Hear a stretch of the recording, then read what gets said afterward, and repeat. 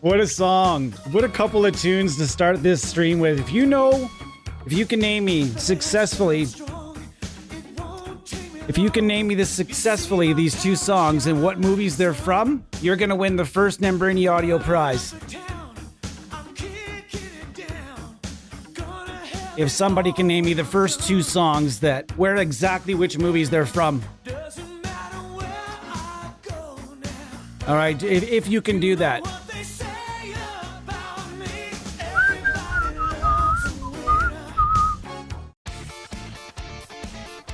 That's all you get, though. Welcome, everyone. Welcome. Very excited to be here. If you can name me the first two, or even, I'd even consider one. But don't go Google the lyric or something. That'd be silly.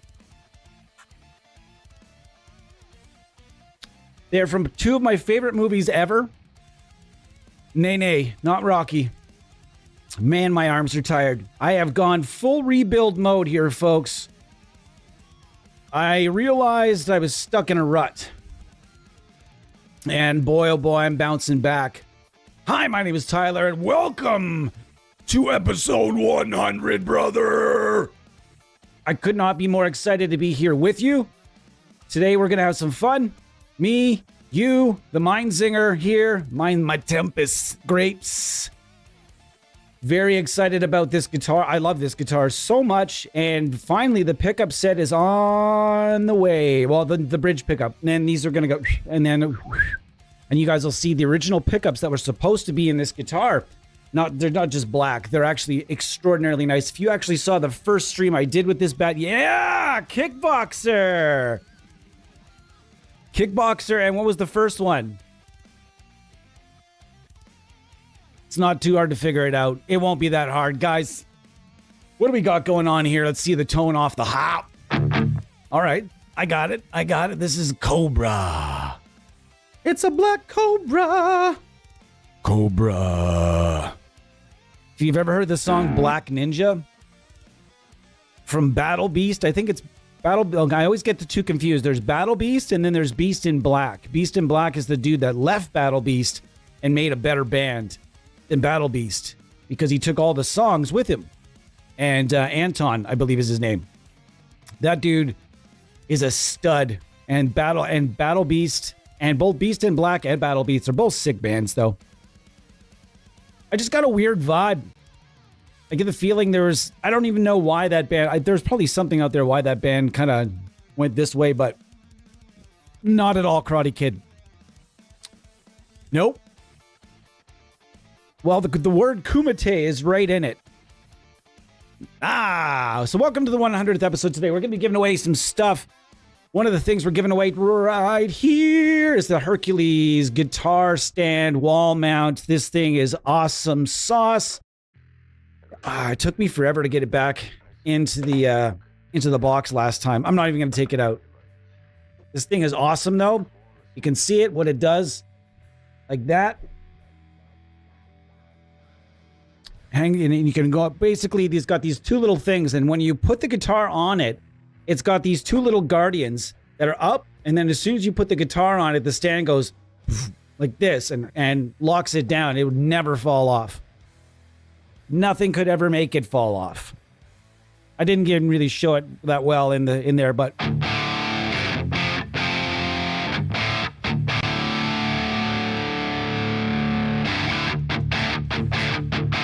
that sounds pretty good so far.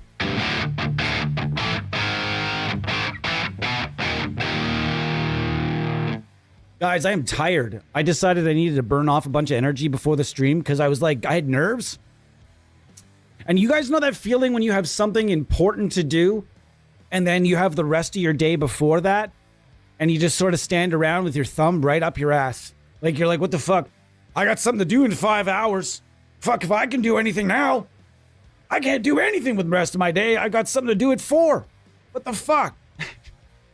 That's kind of the way I get sometimes. Guys, hang on. I'm just going to turn the light up a dinkle here. Actually, wait. It's coming from that side, so I don't have to do that. See if I can get this one in in a dinkle. And that is a Canadian measurement. A dinkle. It's like, I was about to short myself there. I was like, a dinkle's like this much, but never mind. Never mind. That's not what I was talking about. Anyways, it's not actually. I just made that word up.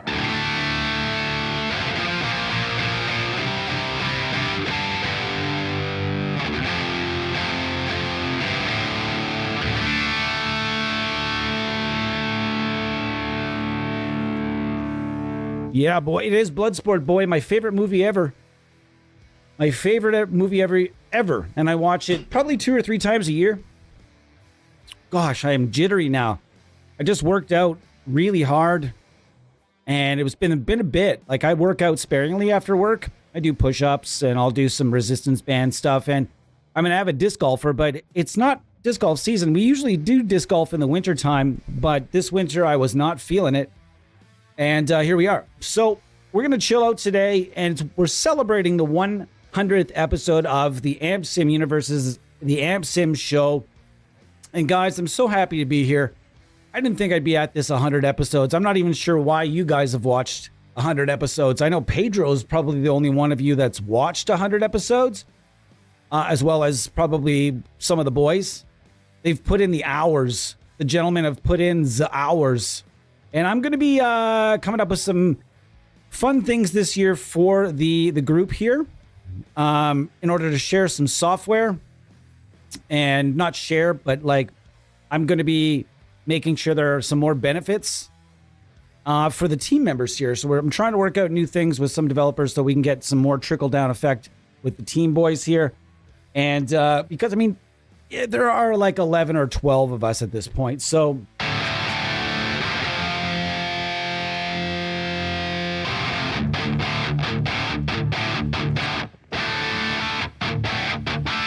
it sounds pretty good. Very good action movie. 100 congratulations. Jonathan Carlson, nice to see you. Nice to see you, Jonathan. Glad you're here today. First one is definitely from Bloodsport. You are correct, sir. How's everyone doing? I'm having a good day today so far. I had a 900-pound weight lifted off my back, metaphorically speaking, not literally. I had a friend of mine that did me a real good solid favor and did me a really solid favor to take some stress off my back today. So thanks to my buddy Kevin for taking a nice weight off my back today. It's wonderful. So moving forward, guys, we're going to be doing the same thing here. Just the pre-recorded stuff. It's sort of a thing with my sponsors, guys, that I want to be using this guitar with the pickups that are supposed to be in it and as much pre-recorded content as possible. It's just it's a little while to get everything firmed up, and then you guys will be seeing it. I will be doing a video, however, for Cobra. This just next week, I'm going to be doing a video for Neural DSP. It might end up being one of our very first rundown videos. Yeah, thanks so much to Daniel. He has sponsored this 100th episode with a everything bundle. Yep, you got it. An everything bundle from Aurora DSP. So a winner today will get the entire everything bundle from Aurora DSP. Another winner today will get, we have 3 Nimbrini audio winners today. We have a winner we will have a winner of the Hercules guitar stand, a pickup. I was kind of hoping I would hear back at some point. I will check through it periodically throughout the stream here to see if we've got any updated prizes that are going to be coming in as we go. I am sweaty. I am gosh darn sweaty, so I'm going to have to crack this window open in a second too, boys. The real Chacho, here's to many, many more to come. Thanks so much. I really appreciate each and every fucking one of yous. And man, it is going to be a fantastic day today. I have a wonderful day planned. Had a hell of a week. And eventually got out from underneath that hell of a week. Today, going to be hanging out with you guys for at least 2 to 2+ hours today. Then we're going to be going. Then I'm going to go play the new not new. I keep calling it new. My new RoboCop game. And if anybody is in the comments and has played this, Is it as good as everyone's saying it is? Because apparently it's really fun. I'm excited for it because that was one of my favorite movies as a kid. I watched it actually about a week ago. I'm gonna watch the reboot with the guy from the Killing. I don't remember the actor's name. Tall, thin dude. They did a reboot of RoboCop, and it was actually quite good. I don't know if people liked it or not, but I liked it. I'm gonna watch that in homage and celebration, and then we're gonna watch the fights later, I think. I'm looking forward to seeing. I'm just going to call it now. I'm calling it right here, right now. Right here, right now. I'm calling it now. Uncle Iev's winning tonight. I have a feeling. And every other time I've had this feeling, almost all those times, I was right. And I don't get the feeling often, but I have this feeling tonight that Uncle Iev, Magomed Uncle Iev is going to win the fight tonight. Versus Pereira. I'm going to call it. Also, another thing I'm going to call. Have you guys been keeping up with the Primus drum auditions? They auditioned a kind of a super fan from like a Primus tribute sort of band, and he looked like he had the time of his life, and that seemed to me sort of like I feel like they have a plan with these episodes. I feel like they have an amazing plan, actually. And I know we're talking a lot here. It's going to be a lot of talking today, a lot of playing too, but I just like to talk about things off the top in our intro. The Primus drum thing is super interesting. We've got lots of news today. We've got lots of news to talk about today, actually. The Primus drum thing is awesome because first episode was a super fan thing, which makes the band look really cool. Like they brought this guy in that was like a super fan, and he's really good though. Like don't kid yourself. He's like, the guy's incredible. This first episode. Second episode, I think I'm pronouncing his name right, is Thomas Pridgen, and that dude is an absolute stud, studio session god of a drummer. I don't think he's the guy. But then last night, I think his name is Mark. Is it Mark Stone? I can't remember the guy's name. The guy that they put an episode up last night. I'm calling it right now. I'm calling it. The guy in the video from last night, the one that they posted yesterday, I think it's Mark Stone or something Stone. This guy's getting the job 100%. You guys go watch that episode and tell me I'm wrong. Go and watch that episode. You'll see Larry Lalonde and Les Claypool gush over this guy's previous works, for starters. You can watch the face. They're like, oh my God, he's so good. I just love him. Like kind of like, oh, he was on this album. If he plays with these guys, he's incredible. And they're all gushing over this guy before he even walked in the room, for starters, which, holy shit, Les Claypool and Larry Lalonde gushing over you before you even walk in the room? That's pretty sick. And then the guy walks in, nails everything, gets along with the band seamlessly in every way, shape, and form, and then proceeds to just knock the audition right the fuck out of the park. And then after the audition, they sat there and gushed about him some more. And it's just, this is going to be the guy. I'm telling you, I mean, if there's a betting line somewhere, guys, get on that. Yeah, Rogue City is the one. Man, a lot of congratulations. I thank you so much to everyone for the congrats. I appreciate each and every one of yous. Jake Gideon, old school OG represent up in the house. We got to represent. We got lots of representatives here, old schools. Now, we got a killer lineup today. I thought I would surprise you guys today with lots of stuff you don't see that often. Let's go down the lineup. Cobra had to be in there. Didn't have to be in there, but I really wanted it to be in there because it's sick. And it's on intro pricing right now, $24.99. Get it today if you'd like. And Kyle Hunter, I just got your code for yours, and that'll be coming at you directly after the stream. Feel free to go and download the free unrestricted trial. Always, in fact, before you buy, always try the free trials. There's no way you'll lose. All right, we've got Archetype Nolly X. We haven't done this one in a while. Pardon me. That was the other bad thing I did today. I was hungry, and I decided to go eat some Rotten Ronnie's Dirty Birds. Wah, wah. Next, we've got the Kerry King Signature. Don't see this one in our streams all that often either, do you? This one sounds absolutely awesome. And is it metal? We'll see. But I don't think it's the most metal plugin ever. But for rock tones and for like heavier tones, yeah, it can do it. But can it do Slayer? It's interesting that I think sometimes yes, sometimes no. You guys can be the judge. All right. We got the Nembrini Audio. Thanks to Igor over at Nembrini Audio for the prizes today. And he is one of my favorite human beings. One of my favorite human beings in this industry and a very good friend of mine now for a long time and just an awesome dude. He just really is always been down with what we do here and what I was doing prior to. And we have become pretty good friends over the years. So thanks to Igor for that. We've got 3 licenses coming out. We didn't get anybody that guessed both songs at the start. You guys guessed one apiece. So sadly, boys, she is up for grabs. Rhino is in the list today. I know we've seen Rhino before, but not that often. And you know what? I got to talk to Daniel about this UI. Every time you open Rhino, it's just, bam, it's huge. You know what I mean? It's gigantic. I got to just, whoa, chill. And then a couple of weirdos here. We've got the Sewer Pete Thorne PT100. Very interesting. And then we've got an even more kind of, I don't see this one very often at all. And this is the Sewer SE100. And very interesting. I haven't, this is not one that I see a lot of information about. I don't even think I remember the last time someone even mentioned this plugin. I was going through my list today and said, oh gosh, we gotta throw that into the mix. I do love Rhino because it's really good at a lot of things. I always felt that giving it the name Rhino always made it seem like more of a metal plugin. And it's also, if you're a previous Rhino purchaser and you haven't done any of the updates, they've put more gear in there for you. So you should probably go check that out.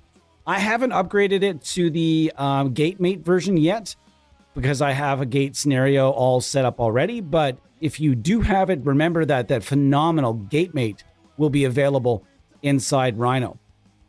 All right, so today we're just chilling with the Mindsinger Tempest, and we're just going to have some fun, go over some tones, and see what we got here.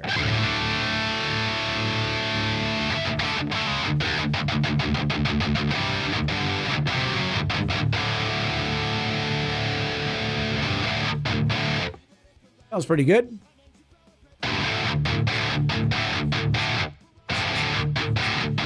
The Pete Thorne amp is actually really, really sick. The Pete Thorne PT100 from Sewer is actually an extraordinarily versatile amp and one of the most unsung plugins out there. I think there's a lot of really real hidden gems in a lot of collections, and that's one of mine.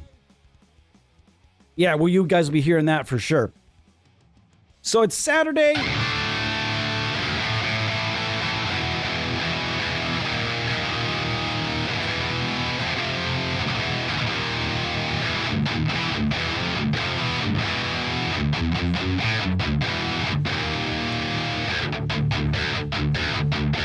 Now, if you're not familiar with the amp that this is based on, it is based on the Framus Cobra. And the Framus Cobra is... the Framus Cobra is an amp that is now discontinued from what I understand. I don't know if anybody's making a clone of it out there or anything. It just seems super strange for them to discontinue the amp because it was super popular. And I'm pretty sure the discontinuation came... I don't know if this could be wrong, but tell me if I'm wrong. But I think Warwick bought Framus and discontinued Framus. I don't know what the story was there, but they had two quite nice amps, the Dragon and the Cobra, and this one is based on Cobra. It's a pretty fun amp. It's super versatile. We're gonna start with the clean, and there's a nice little effects bundle back here. There's a shimmer.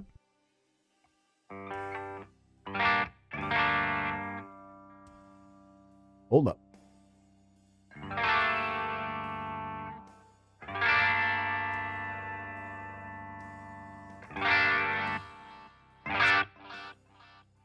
All right.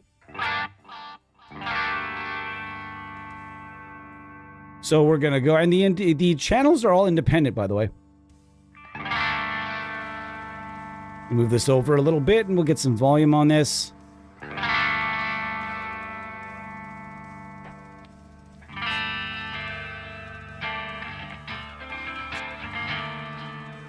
It got a little quiet.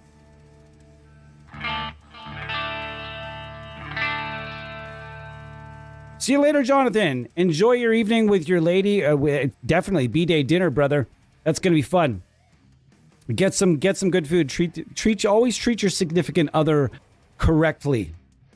And I am very thankful to have one of the most amazing women on this entire planet. And I'm happy to be spending. Now we are in our 13th year together, I believe, or 12th year? 12th year. And if you're out there and you're like, ooh, he doesn't even know how many years. I don't think she does either. Because we just sort of, we don't really have a beginning date. It's very strange. We don't have an anniversary. So we chose that the day we met as our anniversary, which was Canada Day. And so every year we celebrate on Canada Day.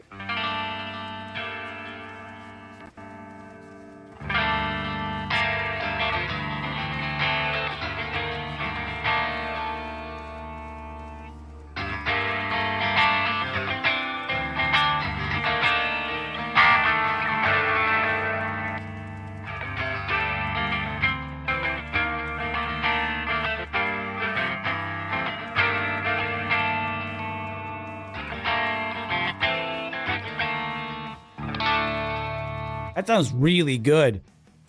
And the clean tone, you wouldn't really think of this cobra with this badass motherfucking snake here.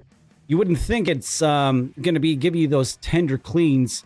But yep, it's there. Absolutely there for you. So we're going to turn off the effects. We're going to get a fatal, and we're going to chug a little bit here. Let's see what we got.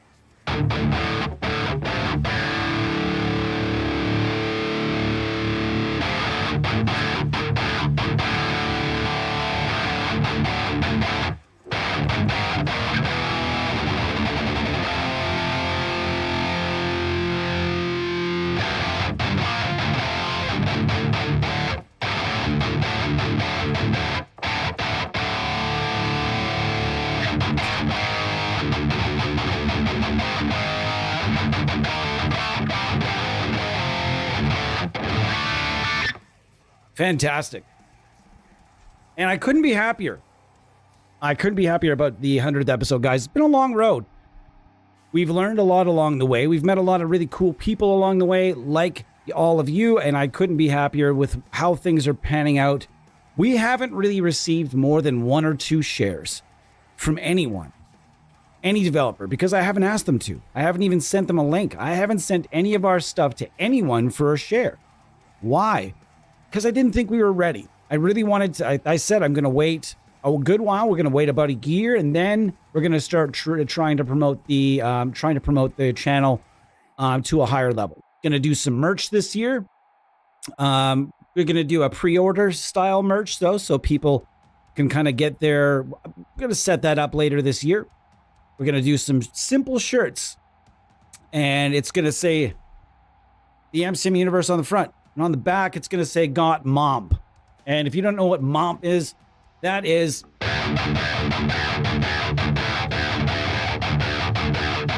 Momp.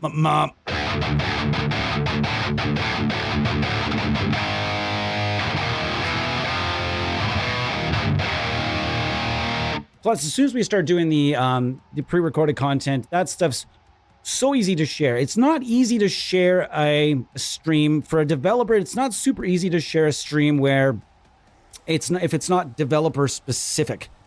Not all of our streams are developer specific. We switch products and developers throughout the streams most of the time.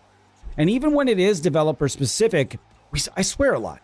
And that's not one of those things that developers want to share stuff that can be watched at work and stuff. So I didn't even bother sending this stuff out. But what I will be doing eventually is sending this stuff out to the developers, and the cleaner stuff and the pre-recorded stuff that will start bolstering our numbers. But I'm not in a rush.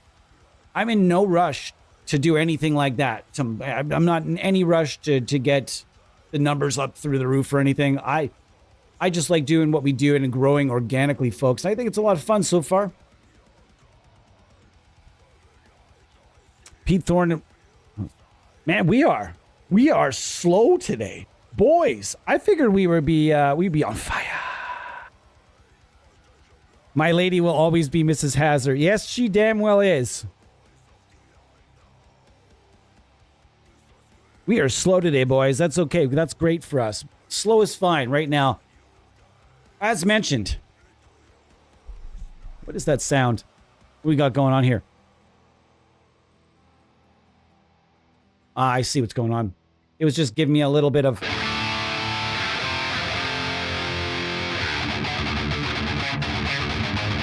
Oops.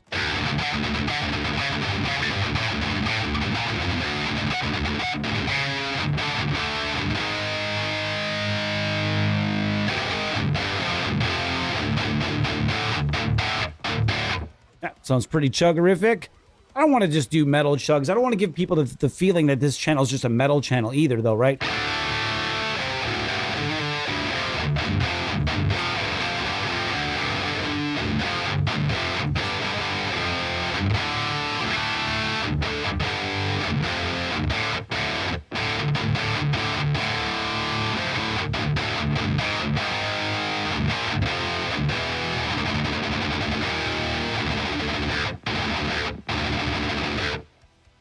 So I've been making, I say I swore off the Cokes, but I've got a giant one right here. I'm only drinking maybe a Coke every couple of weeks at this point, which is way better than having like 2 a day. Some days 3. That's that's a lot of bullshit putting it into my system though. It's tough to break that habit of drinking pop though, is it not, guys? Like if you're used to having a fizzy bubble, you're used to having the fizzy bubble around. It sucks. It sucks if you're not having a fizzy bubble, and you know what I mean. So yeah, I got a Soda Stream machine. What I've been doing to solve that problem is I got a Soda Stream machine.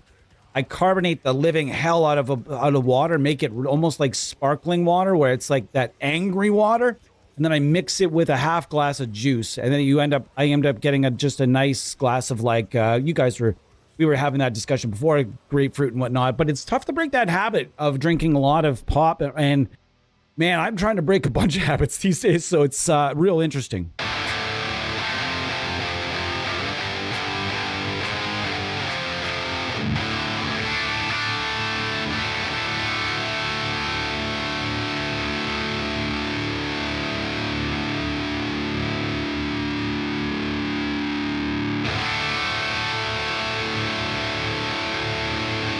I gotta say, the only thing I don't like about this guitar is the placement of the pickup selector.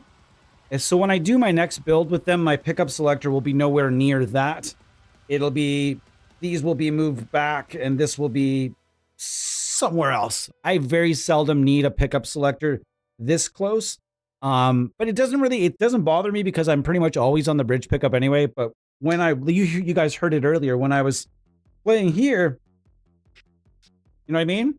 So if even just strumming, it's whack, whack, and it's right on the bridge. So that's about literally the only thing I don't like about this guitar. That's it.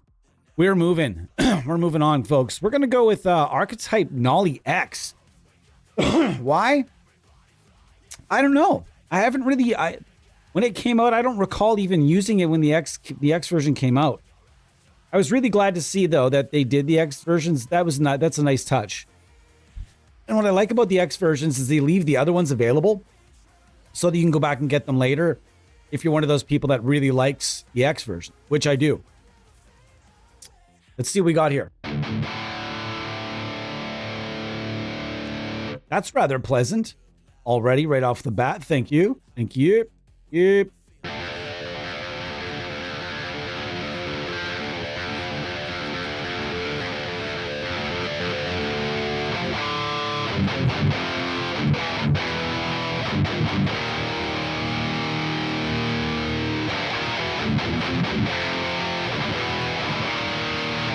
In my opinion, Archetype Nolly X is the best archetype. This and Pliny X, nothing really touches them. Also, the archetype Corey Wong is probably the greatest almost clean and edge of breakup type suite that is available or in existence. It's the greatest clean tone. My God, the clean tones are beautiful in archetype Corey Wong. So even if you don't like Corey Wong or his music, I never judge a product based on the signature artist. I never, ever do that. I always look at just like the quality of the piece of gear.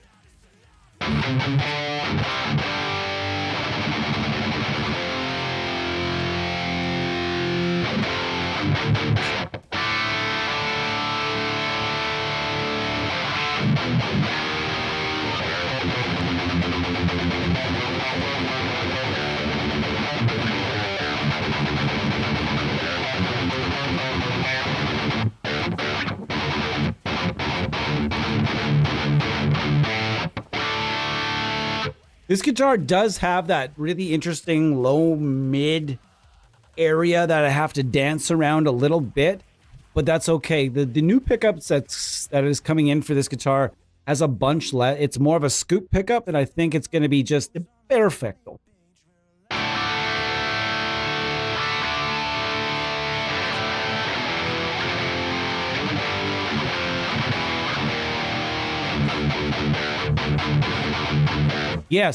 Yes, man. When I quit drinking beer. I drank for years. I was a concert promoter, as mentioned. I lived in party houses, as mentioned. There's no way you're avoiding. Although I did avoid the green stuff my whole life until I was about 37 when I started for sleep. And that's where it got me. But that's still it wasn't like I had like a drinking problem either. It was just sort of like been there. I was like one day I just kind of looked at it and said, I'm kind of done, man. Like I was on my like 12th or my 7th beer of the day, and it was just a random Sunday. I'm just like, it's fucking boring, man. And I just was like, it was pow, toot sweet. I was like, I'm done, and then I just was done, and I haven't gone back. I still love the taste of beer, and I still have non-alcoholic beers all the time. But I've never gone back because I also did very much dislike who I am with alcohol in my system. It's not a good thing. So I eventually got away from that, and it was super easy.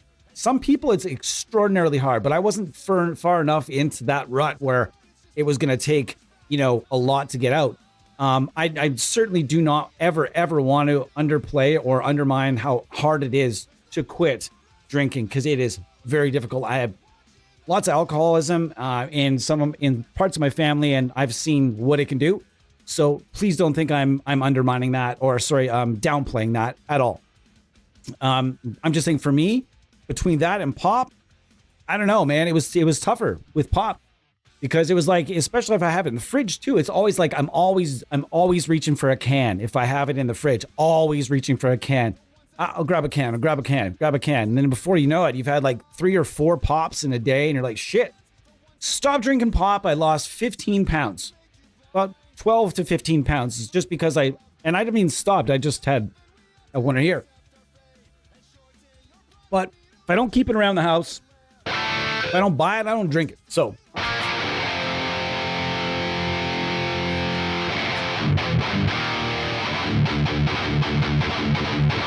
And again, I want to go back and reiterate that I'm definitely not downplaying this struggle versus alcohol, because Lord knows I still have some friends today that are really battling against it, and it's tough. It's a tough city, man.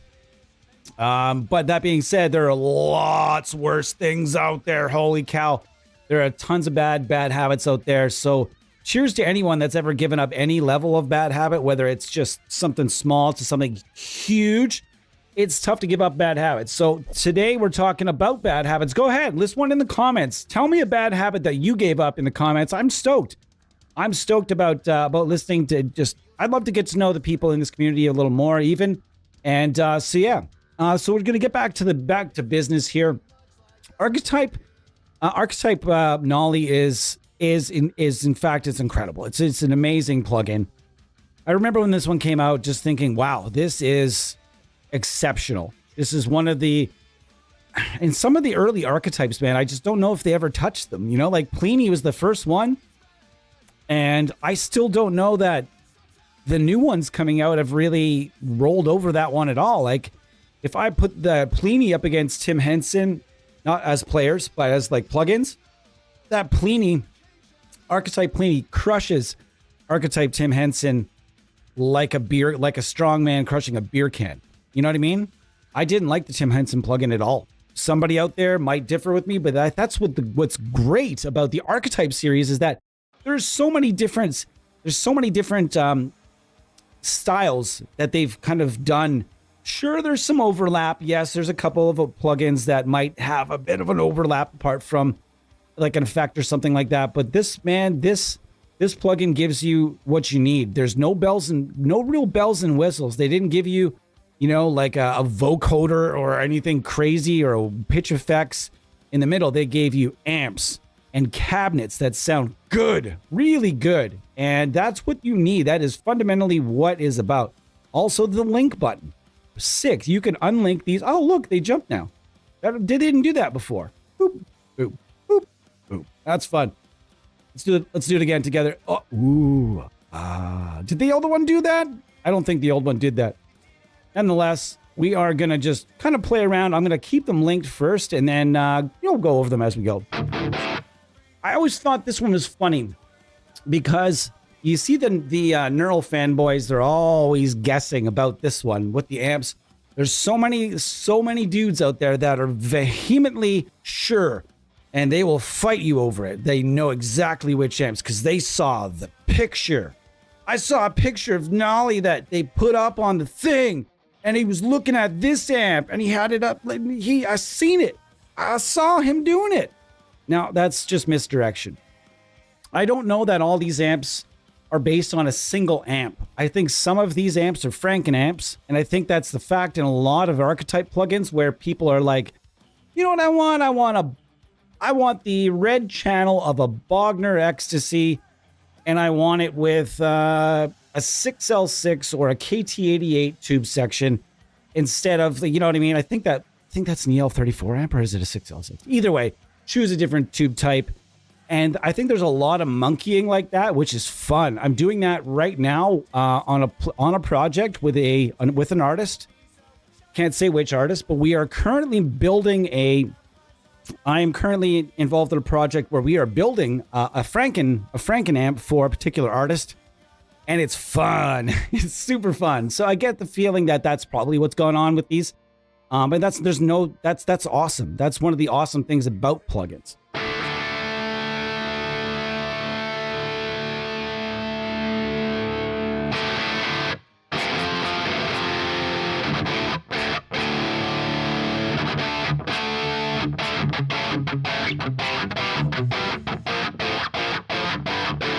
Hey, Elmires, how are you, buddy?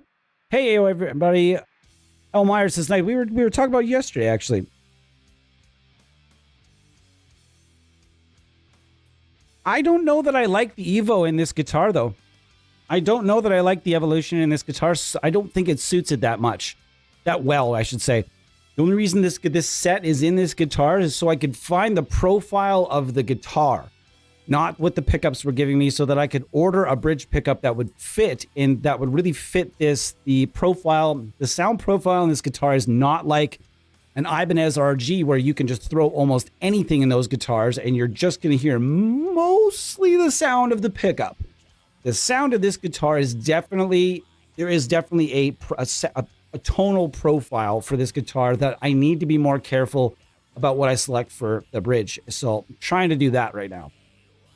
Hang on. I drank soda until acid reflux. Trying to keep better track of the chat today also. I also carbonate everything in sight to satiate my pop addiction. Yes, exactly. You know what so you guys know what I'm on about here. I'm really glad. It's awesome to be able to discuss this stuff out loud with just really anybody. Because it's stuff that, like if I'm going to be streaming all the time, if you watch somebody stream, you can tell when they're in a shitty mood. You can tell when they're just not into it, etc. Right? So I just want to make sure that you guys are on board, and I understand you guys. I wear it out here, right?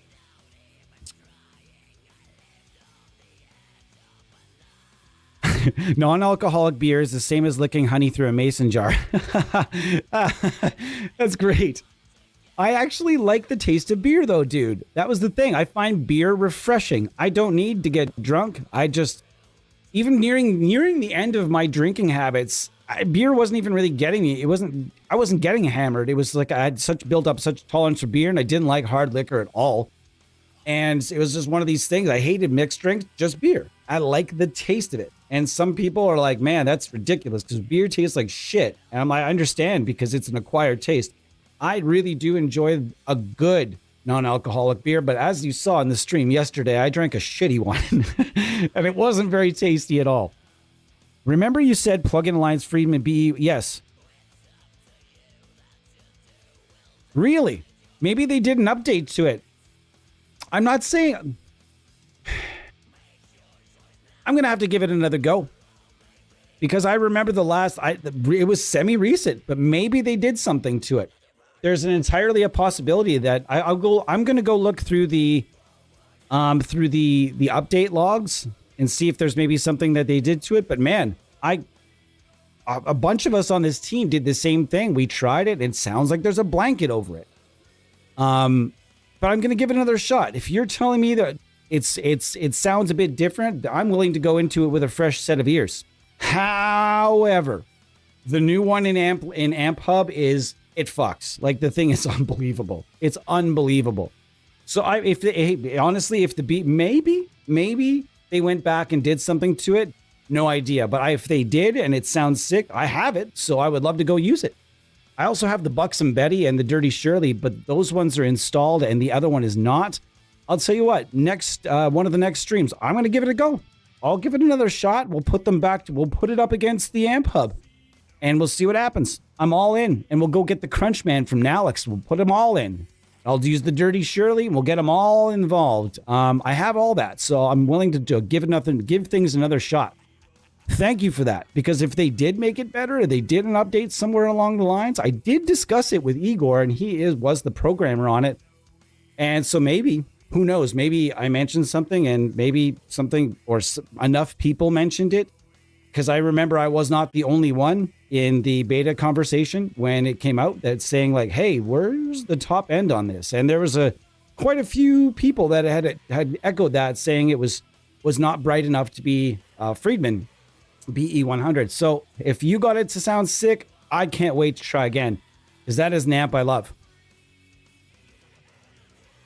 Try a super distortion in the bridge. Preferably an old one. I have a super distortion in my like $100 shredder. I don't know if you've seen it, but I have like a banana neck home build. It looks nice. It sounds nice, but it was only about 100. I call it the COVID guitar. I do like this, a good super distortion. I have a super distortion for sale. I'm going to be putting that up on eBay pretty soon.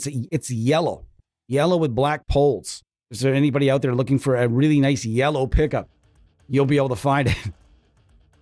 It sounded good in HBE mode. Didn't mess around much. Cleaner side. Really? It wasn't my IR. I was using it with all the IRs that they had. I actually went and used it with the brightest IR that I could find. I knew was a very bright IR. We tried everything to brighten it up. I could not get it to brighten up at all. So if they've done something to it, maybe there was something. I had the bright switch on. I had everything fired up. I had the treble and the presence all the way to 10, which on that amp is going to sear a hole right in the wall behind you. But it was not very bright. So I'm going to see if we can do it better, though. That's another one I'll use then. I'm going to throw in the Helix Native. Good idea. Friedman stream.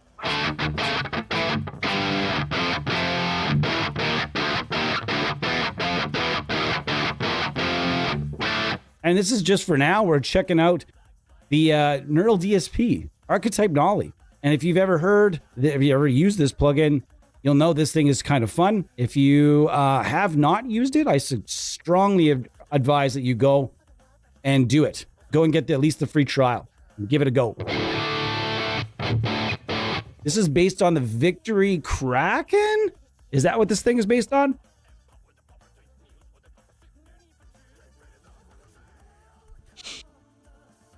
You all talking about your wives? I'm missing mine right now.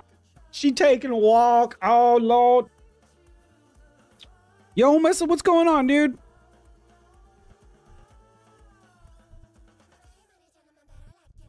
I used to be addicted to Dr. Pepper. It was pretty bad. Yeah, man, I could totally see that. Have you tried the coconut one? Like, I'll never, ever swear off pop entirely. There's no way I'll ever be able to do that because I just like pop. but I'm never ever going to buy it and bring it in the house. That's my rule to myself. I am not purchasing after, I think there's like a half bottle of Coke in there somewhere.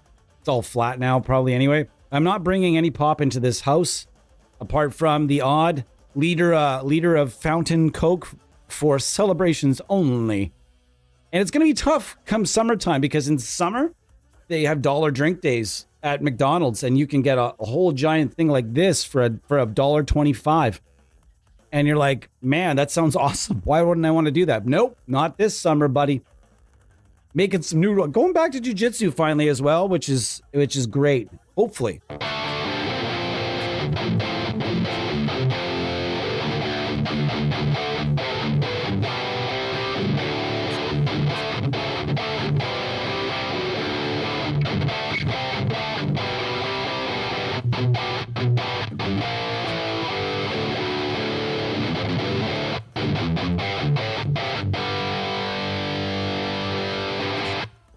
Yeah, it's nice. I don't like this amp as much as the other ones, though. Let's try unhooking.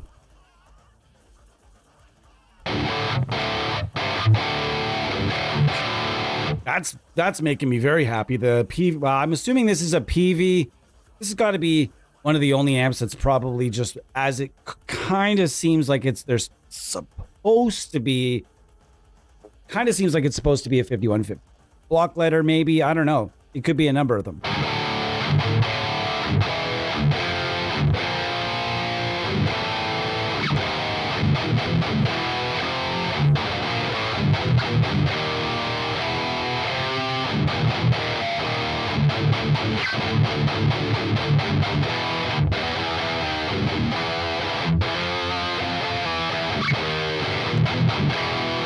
If you're in the chat, be sure to say hi. Don't lurk today. If you lurk today, you might not win anything. We are giving away 3 licenses from Nembrini Audio. We're giving away this Hercules guitar stand here. That's going to get given away. I can't wait. Yeah, there's that. And we had hoped there was going to be a few other things, but yeah, it is what it is. I got to look, though, because I did put a couple of... I was waiting back to hear back from a couple of...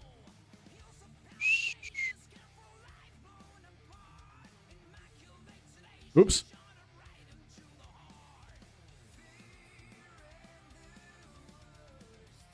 Perfect. We do have the everything bundle from Aurora DS motherfucking P, and I'm very excited to be able to offer that because there's so much quality and there's just so much versatility inside the everything bundle. And I am going to move along to something in that everything bundle. Actually, oh snap! Forgot every once in a while it just does that. All right, so I'm going to go to modern death metal rhythm.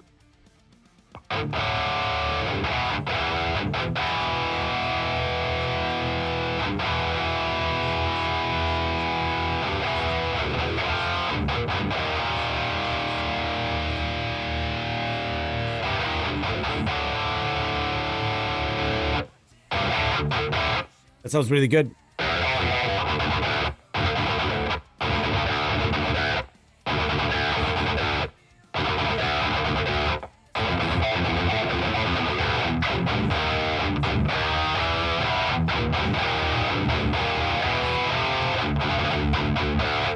I got just a tiny bit of chorus in here.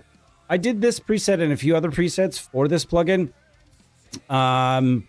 You go to the Aurora DSP, and if I put up my user stuff, you can kind of just cross-reference the two, which ones I threw in there. But Sam, are you going to be howling at me because you got stuck on the window? This blind cat, once in a while, he loves to find himself into all kinds of places, but then every once in a while, he gets himself into a place that, hey, guys, I can't really get out of here, so you need to come help me out. You want help?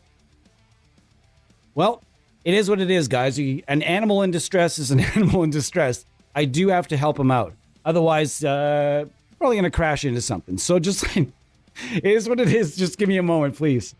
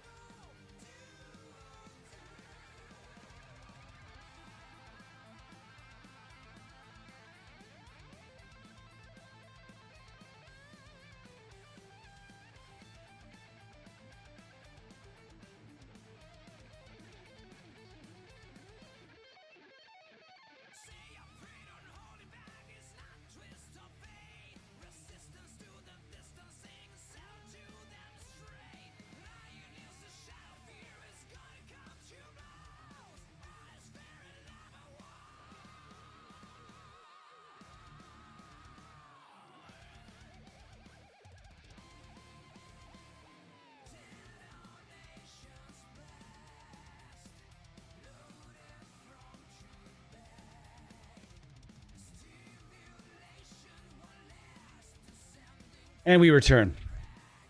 The animal has been saved. He's just so funny because he's so adventurous. For a blind cat, you'd never know he was blind because he finds himself into some of the craziest places possible. But every once in a while, he needs a rescue. That one is a 5150. The last one is a modded beyond recognition Kraken. To the left is supposed to be a JCM 800, and I think it's a JCM 800 with 6L6 tubes or KT88s.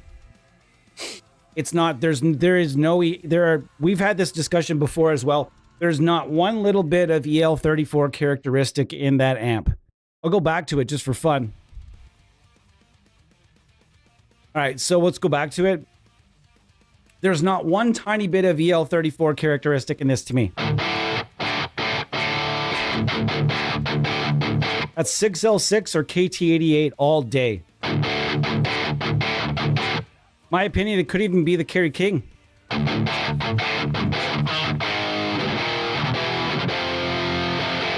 I don't hear that Brit warmth, round warmth in that. I hear more of that punchy. Honestly, it doesn't sound like a 6L6 either. It kind of sounds like a KT 80, a KT 66, 77, 88. I can't really tell those tubes apart just audibly. It doesn't sound as much like a 6L6, and damn sure to me, my ears does not sound like an EL34. But you guys be the judge here. Let's riff a little bit, and you guys tell me what you think. Is this EL34s?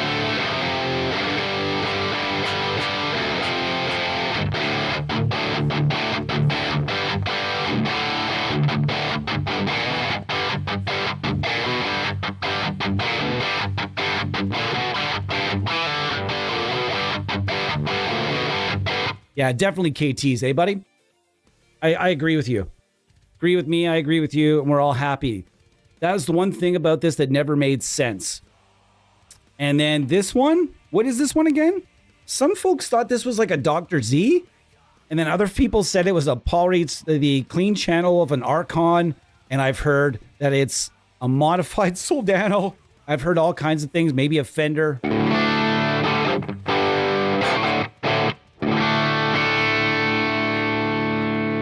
Whatever it is, it sounds terrific. What do you guys think that one is? Oh, damn it. I wish Daniel was here. Daniel, are you in the chat by chance? I know Daniel likes to snipe once in a while and lurk. Is Daniel in the chat? If he is, he can help me out on this. Okay, I'm going to try my best for you guys for Rhino. Okay, I don't know which one is which exactly. And now there are 6 amps. Oh gosh, the gray one. What is the gray one? Son of a... Oh, it's the clean channel of a Bogner Shiva. Sick. How do I know which amps are in the Rhino? Okay, because Daniel is whenever there's something that comes out, I always have to know what's based on what. And I will always do my best to find out from the developer. Okay, so in this one, there is a Cornford. I don't know that which amp is which. I know there's a Cornford. There is a Mesa Boogie Road King, I think. There's a Purple Nightmare. There's a... Oh, shit. This amp is the one that we just had this conversation. God damn it. I don't remember the conversation about this amp now. This one sounds gigantic. I'm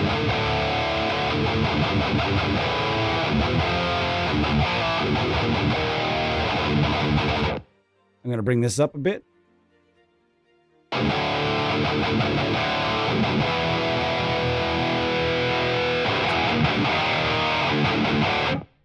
Rivera Knucklehead, thank you.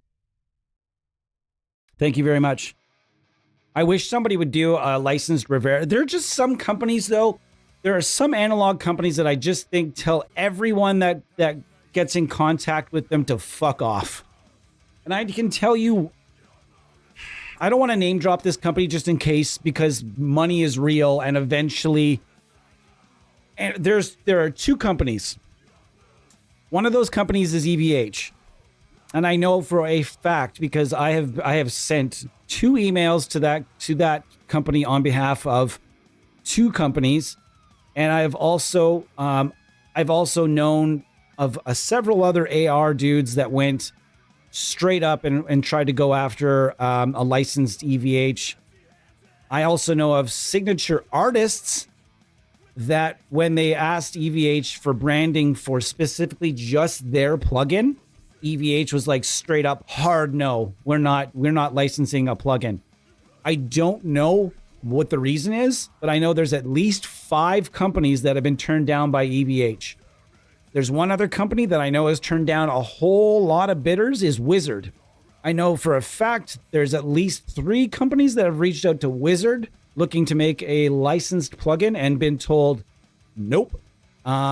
And the money's real. I don't know the offers for the companies that reach out to Wizard, but I know that the offer to one of the offers I sent over to EVH was legitimately was good money. It would have been good money for everybody, but nope, no shenane.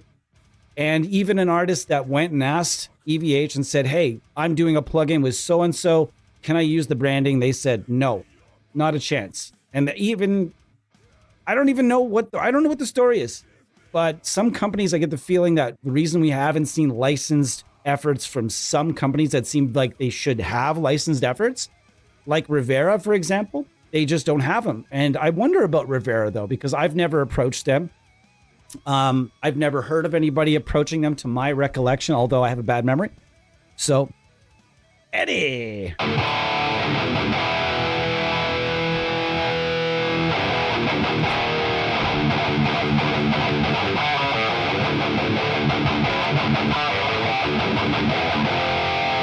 It's a bit on the loud side. I gotta squish it. Squishy squish. We're gonna bring that down just a tiny pinch. That may be too much. Too much.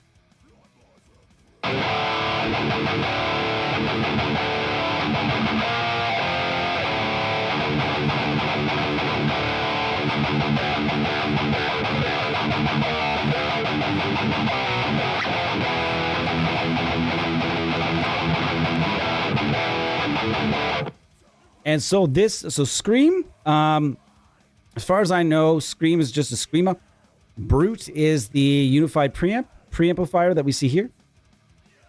And as far as the amps go, like I said, there's, as they said, there's a Rivera, a Cornford, a Mesa Boogie, a Driftwood Purple Nightmare. I wish Daniel was here. Every time he tells me, I forget. Rivera's heyday is a decade behind. Yeah, but it's still a tone people like. And that's the thing. Just because an amp has fallen slightly out of favor doesn't mean that there's not a market for it. I don't think there's a gigantic market for a Rivera Knucklehead, but I think there's a big enough one because it is a hole currently in the plug. You don't have to be. It doesn't have to be licensed. Don't do it licensed. I wish that somebody would just like pack up a Rivera Knucklehead and send it to Igor Nembrini and have him send it back to you. I would love him to do that amp. That would just make me very happy.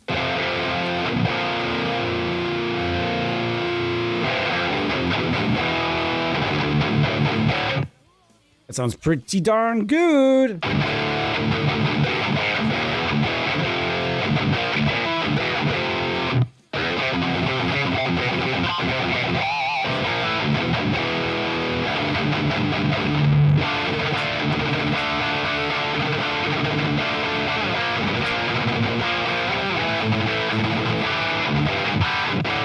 It's not clear enough to be doing what I'm trying to do there, but still sounds pretty good.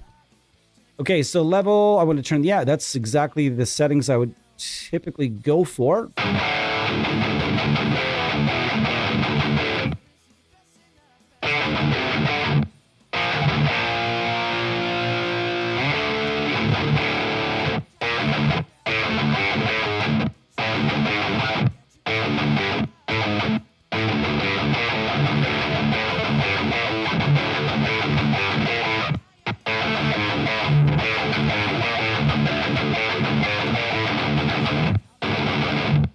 How about that tone on that album? Go back and listen to not Jim Martin, but Dr. James Martin, if you know what movie that's from.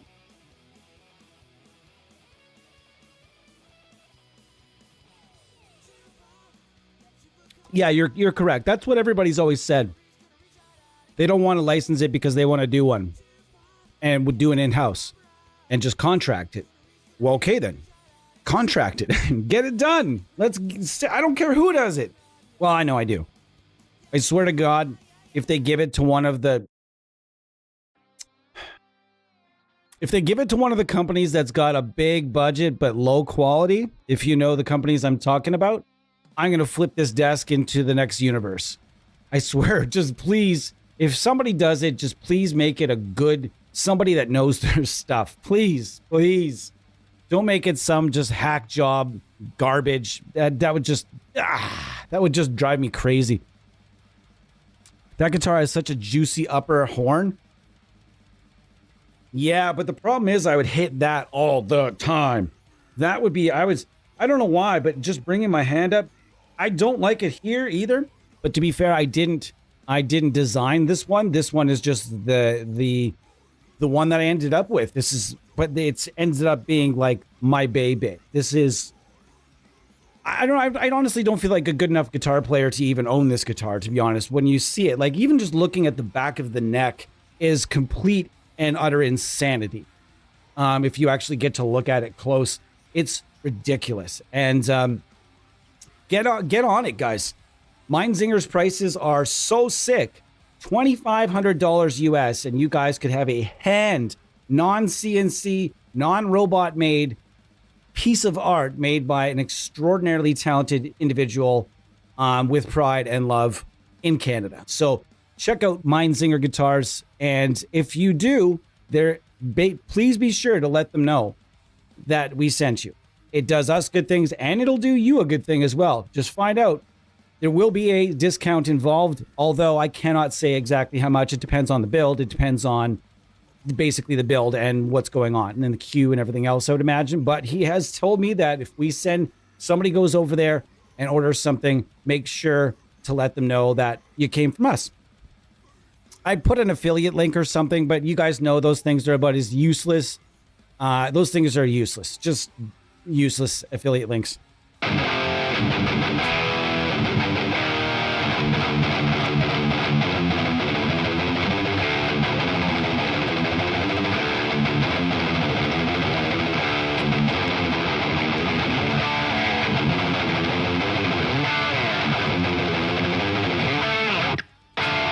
I was trying to hit that minor key, that minor chord. It's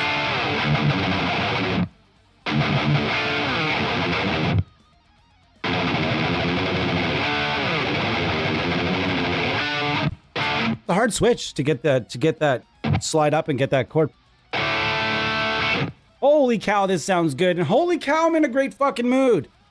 Holy cow. Let's say holy cow again. Holy cow. And I needed this, guys. I've really needed a good mood to come at me this week. It's been a weird vibe. It's been a weird, an absurd week. And I'm really glad to be here with you guys. I'm really glad to be able to do content for you guys, with you guys. You guys are a big part of what we do here. And if you weren't here, I wouldn't have anybody to talk to. I wouldn't have anybody to bounce things off of. I wouldn't have anybody to play guitar for or learn from as I've been through this whole stream. Look, how many things have I learned from you guys through this stream? And just because we're talking. And I know there are a few people that have watched our channel that's like, just too much talking on that channel. Fine. See ya. Bye, Felicia. We don't need you here. We do a lot of talking, and that's how we get things done and good things happen. And really appreciating each and every one of you guys individually. Oh, riff break. I love this. I love this breakdown. The one little kick hit they put in, it's sick.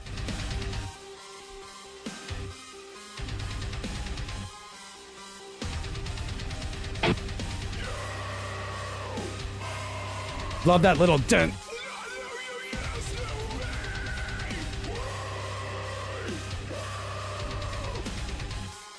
Great. That's the Browning. I think they're Australian. Guy in their band is used to be the AR guy at Ormsby Guitars, which was a former sponsor of mine, by the way. That was the last guitar company that I worked along with, was Ormsby. And yeah, I know a lot of people that, not lots, but several people that bought Ormsby's because of us, and thank you.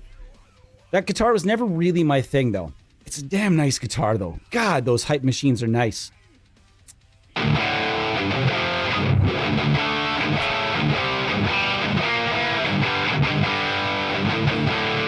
Rivera's heyday is decades behind. Sorry. Would a licensed Fryette plugin? I have a story for you. I think that's coming. I once reached out to and had a nearly I'm just going to tell the story. I don't give a shit. I once had a long series of conversations with somebody at Fryette about a plugin, and really, after a couple weeks of work and trying to get things negotiated and everything, really it just kind of came down to what they really wanted. Was they really wanted IRs for their direct boxes or something? It was a really bizarre kind of situation. And I thought when we thought we had something kind of put together, and then we didn't. And that was where that ended. Not a great story, not a huge long story, but it almost happened. It really did. And I would assume if it almost happened once, it'll definitely happen again. I have no doubt in my mind that there will be licensed Fryette stuff, because I think they are, they do seem open-minded to the digital side of things, so that's always a good start.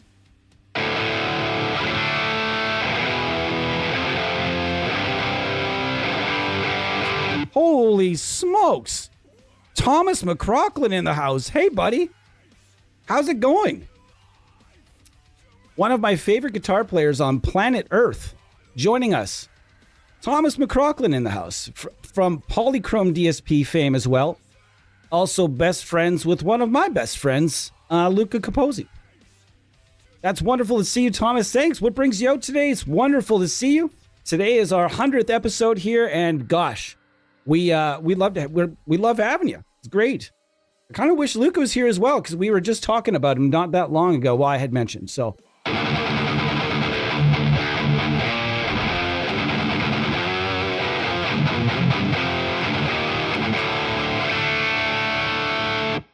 I think that this guitar might even, I know that Thomas has his allegiances to Kiesel, obviously, but, and we're going to talk about Kiesel in just a second. But yeah, check this out. Thomas, this is my new Meinzinger Tempest. And I just want to show it off a little bit to all the people that know a nice instrument. And I know Thomas, of all folks, knows a real nice instrument, as he has a few of them. One of the nicest collections of Ibanez as well. It's so super sick.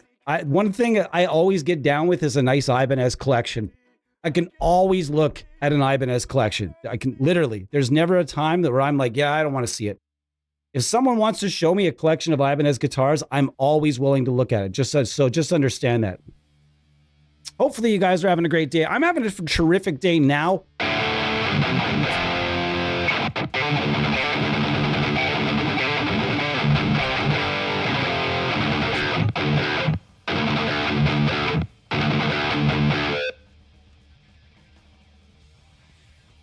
I will. I'm going to give Luca a shout as well on that.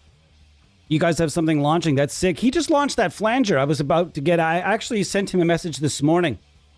And it is a weekend, and he is a papa now, though, so I don't, honestly... Messaging somebody that's as busy as that dude is on a weekend, I feel bad even doing it, to be honest. Spill the beans, McCrocklin! Spill the beans! I love it. I love it.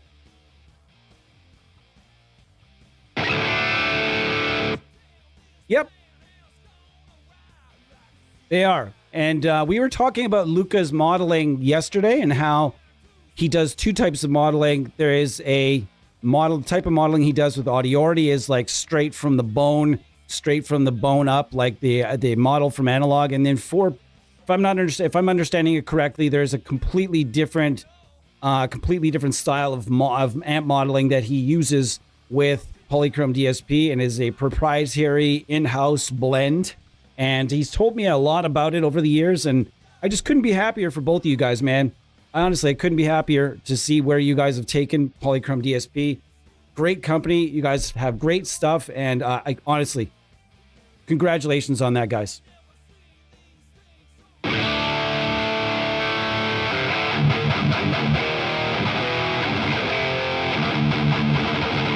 So I'm just using the right now. I feel obligated now. We're gonna get hyper rig in here. Hyper uppercut. Where's that from? 100th episode today. We've got lots of giveaways, folks. Lots of giveaways to come today in the second hour of our. It's going to be about a 2.5 hour gig today. Gonna have a lot of fun. This amp right here, the carbon amp, is the one that we gush over every single solitary time that we use it. It is fun and it sounds terrific.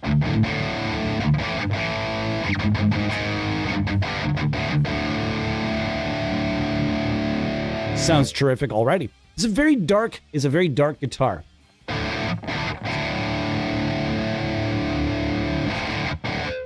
Gotta bring that up a tiny bit. That's a little bit more where I want to park my car.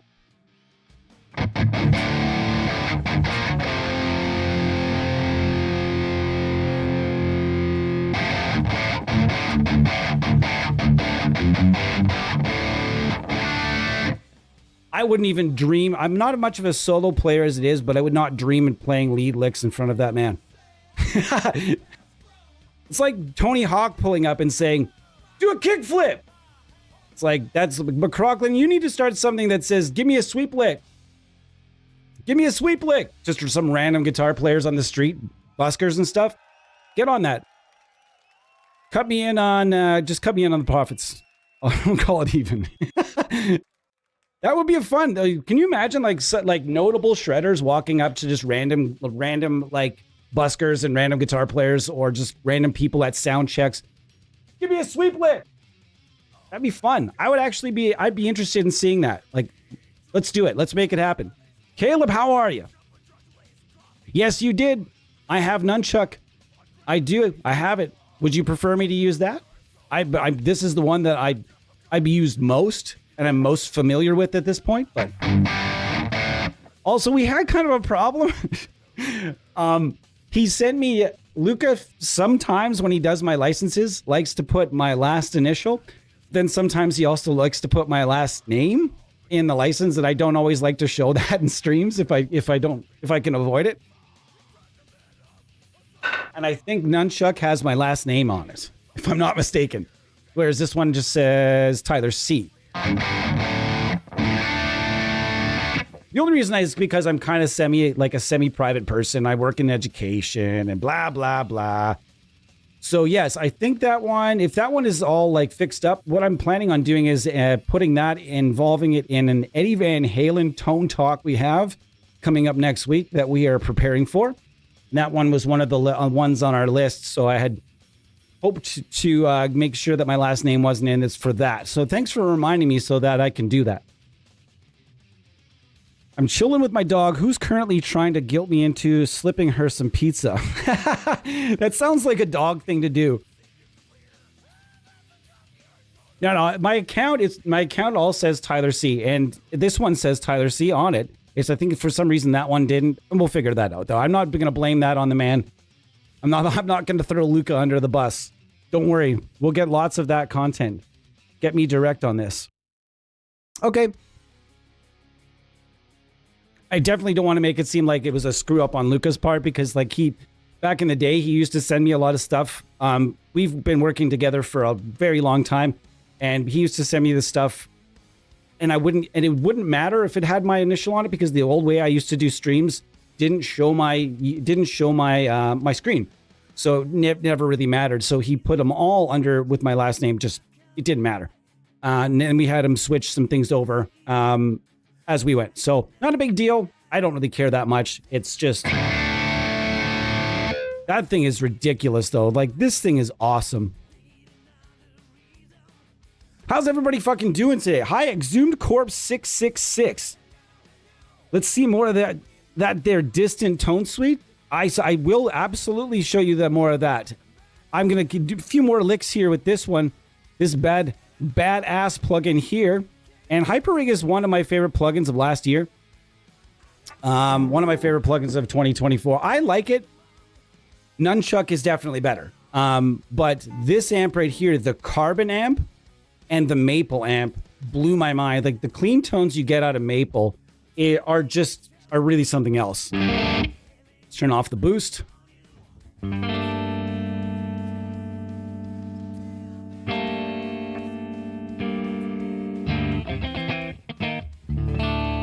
And we go to, I usually like to use my own effects, but I know there's some killer delays and verbs in here.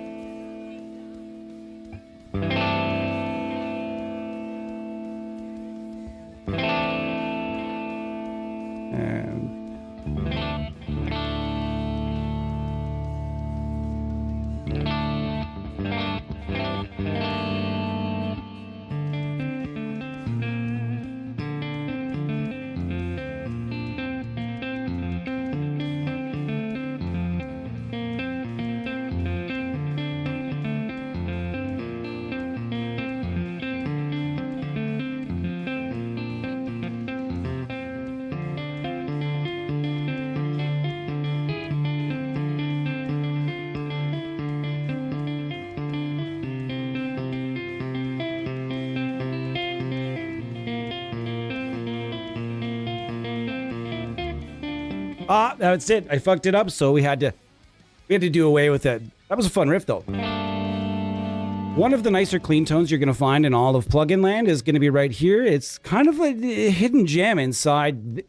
Oftentimes, clean tones are hidden gems inside, suites and plugins. And one of the craziest clean tones I've ever heard. If you guys were on the stream when we did the Amplitude stream, and I was not expecting this at all. They did that little Rockman unit. No, wait. It wasn't. Sorry. It was the Overloud stream. My bad. Was it Overloud? Guys, is it Overloud we did? Because they both did the Rockman. I'm pretty sure, yeah. No, it was the Overloud version because they did the whole thing. And the Overloud version of the Rockman is insane. Thomas, I don't know if you've tried it out. I mean, obviously it's a competitor and whatnot. But if you go and check out, I know you're probably more than hella familiar with those little Rockman units from back in the day, the headphone amps. They did it so well that, I mean, some of the guys in the chat were here, and I just strummed the first chord, and it literally dropped my jaw so hard that it probably almost hit the top of the guitar. I couldn't believe what I was hearing. Bananas, the tone that I was hearing coming out of that Rockman. So that was another thing this year that really just, whoa. This is another one of those clean tones just like that. The first time I used this plugin, I remember just strumming that first chord and being like, damn. And the sparkle, turn that up a bit. Wow. Just wow.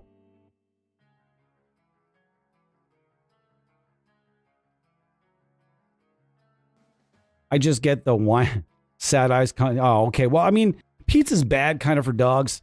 A Canadian likes maple. Who's surprised? Yeah, exactly. Maple wood, maple syrup. Yeah, you're right. A Canadian that loves maple. And I also love maple necks. A lot. A lot. Cleans on this, you're right. I used it on some of the post-rocks. Nice. So you've got this plugin. I think a lot of people really liked this plugin when it came out. Like it was just like Nunchuck is badass, and Nunchuck might be one of the greatest all-in-one lead guitar factories that you're ever. It's great for rhythm. No disrespect to the rhythm tones, but the lead tones inside Nunchuck are bananas. So as soon as I get that reinstalled, to make sure that the name on it is all good, we're all set. I can't wait. So thanks so much for I really appreciate Thomas for dropping in. That's pretty awesome. I've had a few conversations way back. I can recall having conversations about plugins with Thomas back in on Instagram, and man, it was just so crazy that he went and started his own company. That's intense. Actually, you know what I'm going to do? We're going to go here first because we're going to give away an Embrini Audio plugin right now. I am going to ask Kyle Hunter. Kyle Hunter, please pick somebody in the chat that will receive a single license to the plugin of their choice to Nembrini Audio. Please do. I really appreciate that. This is the ADA MP1 in the MP1 Pro format. This thing is ridiculous. absolutely ridiculous. One of the greatest lead guitar factories ever.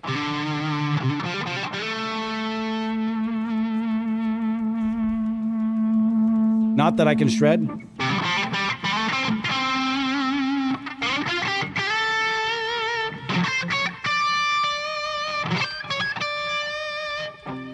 See, again, right there, that pickup, it's the bad spot.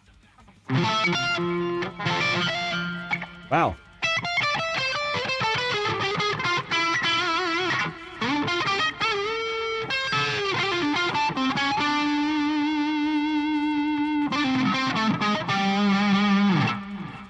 Wow, this thing is just a tone machine. And if you ever owned one of these or played around with one, or if you know the mystique and all the lore around this unit, there's a ton of it. There's a lot of stuff inside this unit, a lot of history in this unit. Guys, if you go look up the list of players on even just Equip board that use this thing throughout their careers, madness. Absolute madness. You're going to just sit there. I'm sorry, what? All of these people use this? Yeah, I mean, a lot of them were paid to use it, and a lot of them used it in a touring, almost strictly a touring way. It was one of the very first, I mean, there's not first. I guess it was one of the very first kind of all-in-one tone stops. Like, it was the battle of the one-space racks back in the day. It was this. There was the JMP1, the ADA MP1, the Marshall JMP1, and the Mesa Boogie Triaxis. There's a few more, like the Bogner Triple Giant, the Bogner Fish, and stuff like that. But I think the original few that were out, like the Triaxis, the MP1, JMP1, these things are all just incredible, incredible fun guitar units. You can sit and you can enjoy tons of different tones inside one box. And I always loved this sound of this unit. And I remember the day that Igor said he was doing this, the particular unit, and I almost shit an entire perfect untainted plum. I was just like, yeah! It's just one of those moments, like when it comes across your desk and you check your email and you're just like, bananas, no fucking way, I'm so excited. And that was one of those moments for me, anyways. I had a Rockman in college so I could play in my dorm room, but my obnoxious roommate couldn't deal with the acoustic sound of my Strat. Oh, you're serious? He couldn't even stand the what a dork. I get it. Some people don't like fun. Oh man, it's warm in here. I'm in a great mood. We're rocking today. I'm almost ready to take my 30, well, I was going to say 3-minute break, but it turned into me saying 30 for some non-apparent reason. So I'm going to take a quick break, and I'm going to come back, and we're going to finish this. We're going to do another hour and a half. We're going to give away, who do we get to give away here? You just got to pick someone, brother. No pressure. You pick the person of your choice. When I get back, we will figure out who that is and what.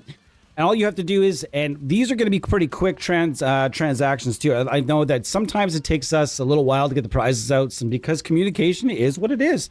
Sometimes it takes a little bit to communicate with developers and to get licenses all sorted out, but we always get them there in time. So that being said, if you win something, please, I won't remember unless you email me. You have to email me at theampsimuniverse@gmail.com, and I would really appreciate it. And let me know what your selection is from Nimbrini, and I will get it out to you probably within 24 to 48 hours. That's how quick it will be from there. The Everything Bundle is being given away today from Aurora DSP. And I would have, like I said, I'm going to have some more giveaways this week. I had a bunch of developers reach out to me for the 100th episode, but I wasn't able to confirm with them in time for the episode. So we're going to do some giveaways throughout the March break. We're going to do the spring break series of streams. I'm going to be on here roughly, pretty much every day, if not some days twice a day. I'm going to be on here a lot. I do not expect everybody to be here at all times, but I'm going to be here a lot trying to keep myself busy during my March break while also trying to make healthier choices for my life. As we all know, healthy choices for life can be kind of tough sometimes when you're left to your own devices and you're off work for a week. So I'm going to try to remain tough, work out a lot, and have a lot of fun. Be creative. So I'll be back in about 3 minutes, guys, and we can continue this conversation. I am having the time of my life today, and thank you so much for being here. I appreciate all of you. Give me a few minutes.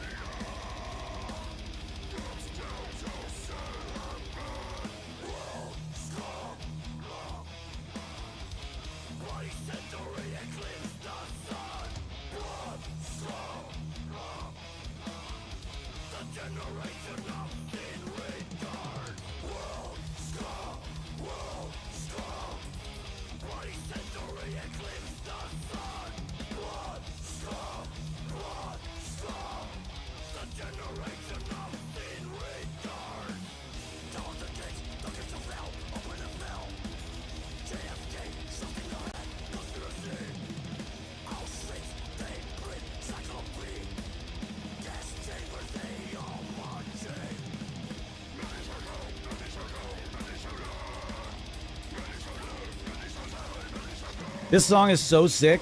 There's one little thing the drummer does in this song that's just so fun. You listen to this. The first verse, he doesn't do it. The second verse, right here, the little triple snare China hit.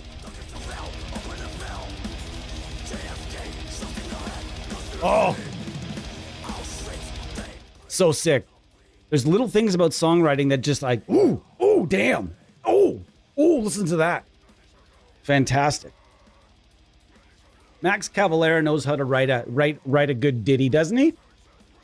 He's written the odd good tune. How's it going, everybody? Quick. I didn't even take pee.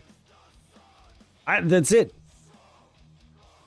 I didn't do much of anything. I just had to. Sometimes I do it just to stretch my back, stretch my legs out a little bit. Been in the seat for about an hour and a half. Figured just give it a little beef now, you know? In fact, hold on. That's funny. Kyle Hunter. You might think Jake Gideon is new around these parts, but Jake's actually an OG. Jake, when I say an OG, we'll give the OG represents if they were from the Honest Amp Sim Reviews user group. If any of those people ever show up, they get the OG.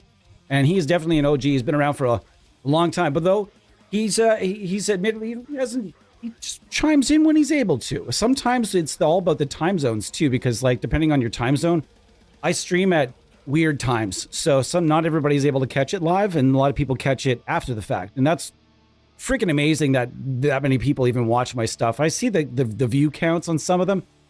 I'm surprised we have a couple videos over 1,000 views. I mean, that doesn't seem like a lot to some people, but for a channel that literally does not promote itself very often, and we don't often really do any sharing type things and stuff, we will be. But yeah, with those types of things, it's like share and you can get a chance to win. Those people, it just creates empty shares. I don't want to create empty numbers. I really don't. Like, subscribe to the channel and you have a chance to win. I don't want to do that, though. I'd rather give it to people that are in the streams and that are actually, you know, taking part in being a part of this community. I don't want to just give it to people. And you know, you might create 100 or 200 and more subscribers, sure. But how many of those subscribers are actually going to watch your stuff versus how many people are actually just going to subscribe and then just not watch your stuff and they just want the prize, right? So it is what it is on that one. All right. So we're going to just kind of chill out with a few plugins today. And one of those is going to be the Pete Thorne. This thing's kind of a tone beast. In this case, I am not using the onboard. Should I use the onboard cabs? Or should I use my own? Let's see what we got. Let's see what we got. Whoa. Let's see what we got here on board. And I'm going to be honest with you guys. The IR window is the worst in Brainworks plugins. The worst. Like, watch. Honestly, how many seconds is it going to take us to get to the bottom of this list? Let's count it.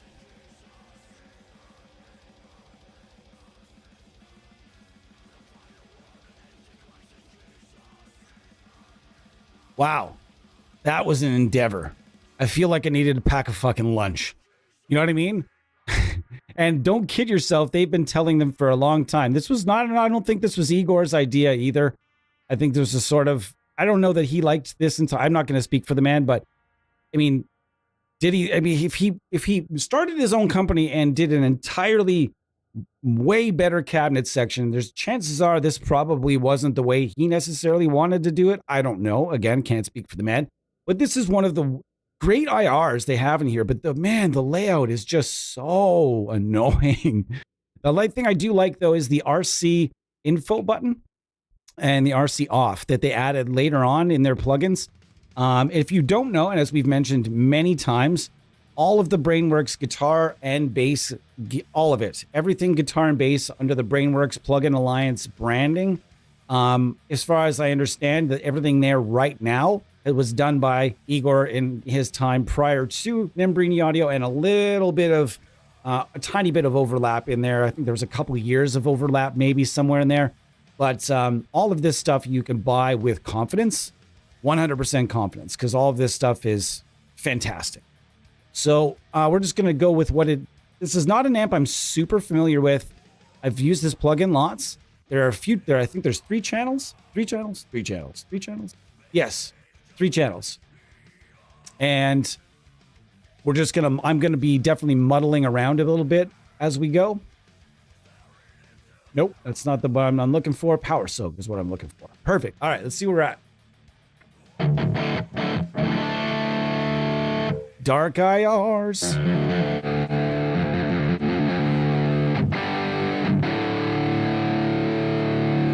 Oh, we also haven't really turned anything up here. Let's, we gotta hit that bright.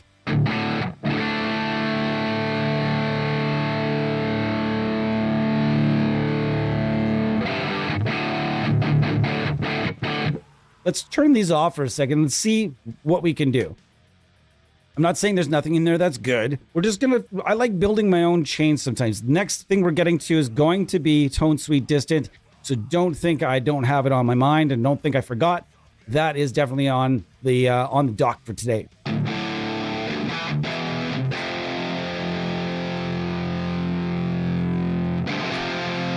And this is the the Own Hammer Modern Prog pack.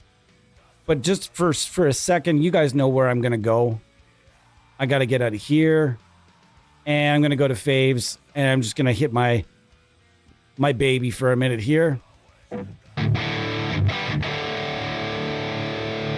because I know this is a solid impulse response. I just want to hear what the amp is gonna give me for now. I don't want to troubleshoot too much. Just want to see what the amp is gonna give me.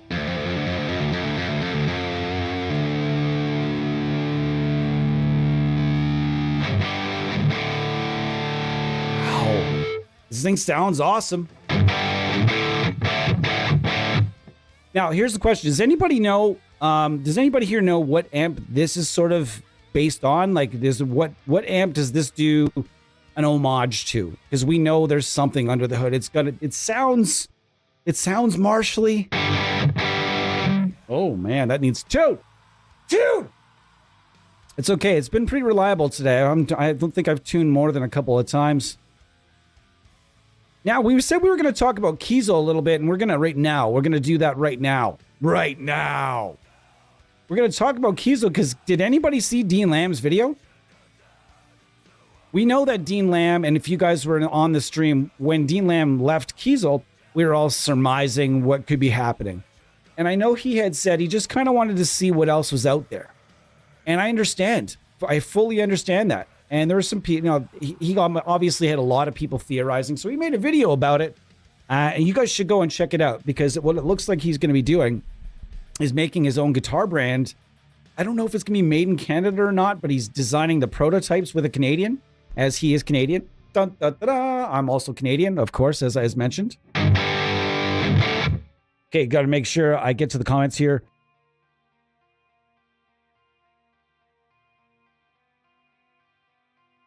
You picked the right guy, though, because Jake is a big Nembrini guy.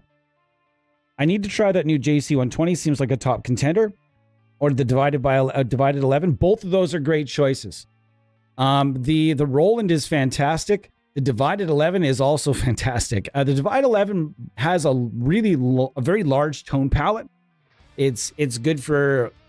I mean, it's probably... I had some savage country tones coming out of that thing. Lots of snap and pop. Lots of cool things involved there. So there's options.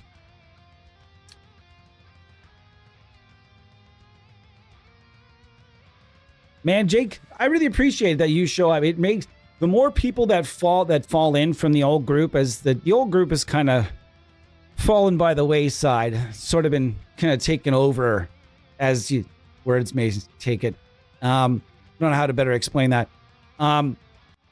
And so, yeah. So if you're a member, I know you're a member of the old group, and all the people that come and do find us, and there's been more than a few that have found us through the old group. And man, it's awesome when I see the names pop up, and I'm just, man, it's like you're seeing an old buddy or an old family member or something, right? Because that's what that's what you guys are. And that forum, still to this day, one of the things about that forum or that group on Facebook is it's still to this day one of the most knowledgeable places on the internet about amp sims and guitar and bass software. It really is a phenomenal resource. Lots of very smart people in that group that can really teach you some things. Yeah, although that's where I'll leave that. But it's nice to see everybody from the group. New or old? That's awesome. Kyle, that's what I wanted. I wanted that today. Eddie Shar is giving out the next Nembrini plugin. Doesn't have to do it right now, but Eddie, you drop that. When you drop that, when you decide, decide before the end of the stream, really. I did. I got, and just before you got here today, I don't know if you caught it, or if were you? No, I think you were here. I got your Cobra license this morning, so I will be sending that right after the stream today, along with the person that wins the everything bundle. I'm going to be selfish and give away the everything bundle today, just because the everything bundle, giving away an everything bundle for any developer, just like that makes me feel good. You know, I love the way that feels. Whatever Dean Lamb is doing, by the way, I'm going to buy one. I'm going to tell you right now, depending on obviously the price point, I'll buy one just because I want to support Canadian and I want to support Dean Lamb and his venture. And he's one of the nicest human beings out there. Him and his wife are both very nice people. I've seen Archspire a number of times here in my city. And they've been doing it for a long time, and they were doing it. I'm not going to lie to you guys. I saw them in my town, and I saw them play in front of about 75 people. There's about 75 people, and most of us were standing behind the stage watching the drummer. It was insane. It was a weird vibe. But then I also saw they were supposed to come here beneath the massacre, but there was somebody got in an accident, and the show didn't happen. And they came again, and there was a phenomenal amount of people there because word had spread and they had gotten bigger. But now they're like way much bigger, and to me, that is super sick. It's just so awesome to see where they've gone and how far they've gone. Here's what I'm interested in. You know, if Dean's gone, his wife is probably going to go with him, and he's probably going to design his wife a signature model as well. And I'm just going to say this out loud, but his wife's signature models are cooler than his. All the custom guitars she plays on that channel, like that slime green one with all the guitars that she plays from Kiesel are really nice. So if he designs her a signature model, it might even be nicer than his because I'm not really an 8-string guy, and I think she's more of a 6-string player. So I'd probably be more likely to buy her guitar than even his. So here's just hoping. Did somebody mention what this amp is? I was really curious.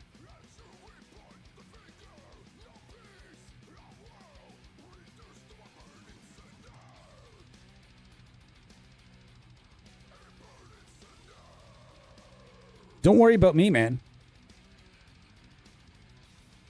I'm curious. Bo, do you know what this amp is based on?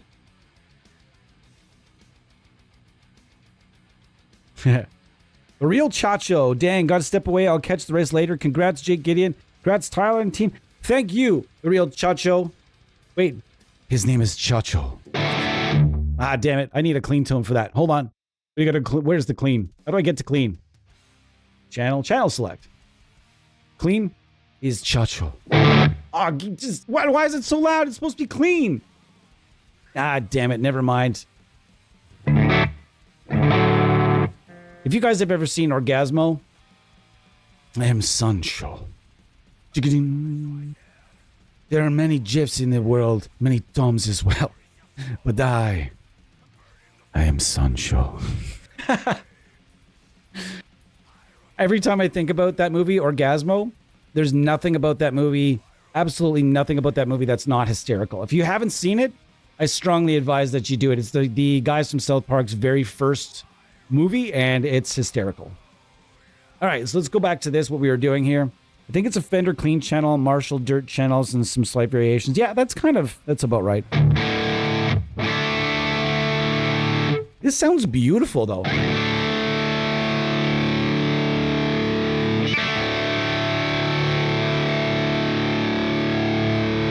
Really nice.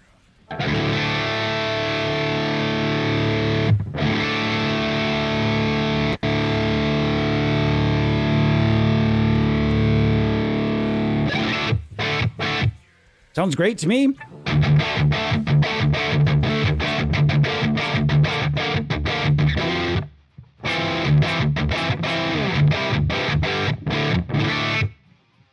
All right, let's check out the red channel. I'm going to boost it as well. It says boost here, but I don't think that's actually, I don't know if that switch is giving me a boosty boost or like an actual boost or not a boost. Or if it's just like a little bit of a tightening effect. I just kind of want to do my own thing here. This is another one of my current favorites. Super glad this actually exists now. This is the Dead Horse Overdrive Protone.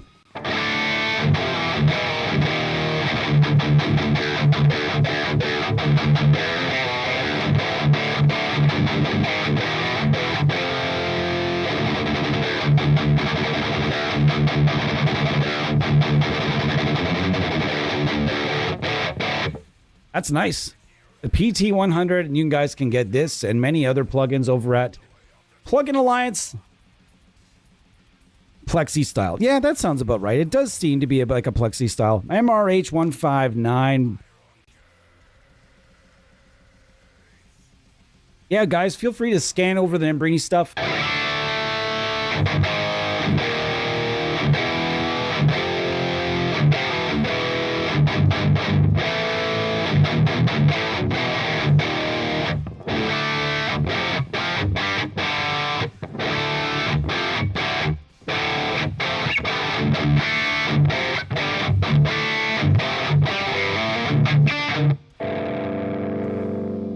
I haven't done the slide. These guys trying to show me that there's an easier way, a really easy way to play the song with some sort of chord. Something happening here, something like this. I'm not sure, but that's something I'm gonna do today as well. This sounds really good. I wasn't expecting this to blow my head. I can't say that. That'll get me nuked. I wasn't expecting this to floor me the way it has. Wow, this has got some mean teeth to it. I'm using my own impulse response. Yes, it's true, but just because I don't like the window, not because I don't like the impulse responses. The IRs are always traditionally, as I find with Brainworks, are always kind of dark. They are. I find that a lot of their IRs are very dark in their plugins. So if you find that, then there's nothing wrong with just going to the effects rack, hitting RC off, and then just going straight to your own collection and my own bay, as I say it. And we're gonna snoop that.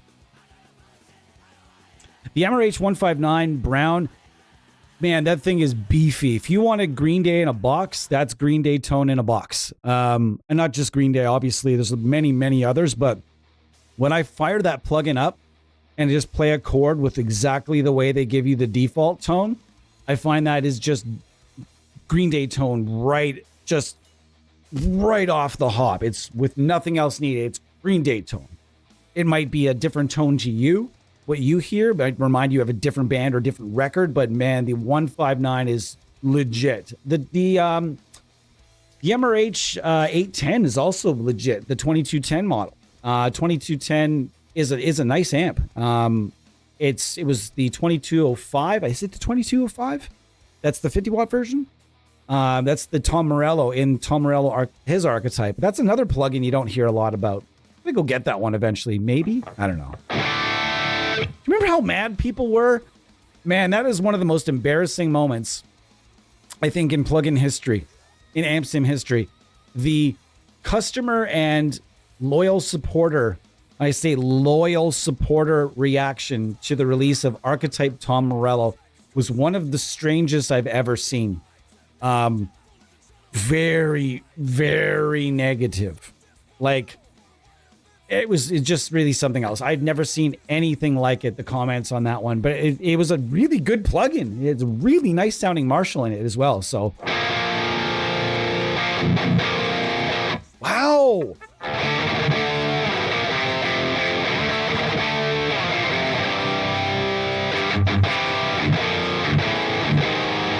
Wow.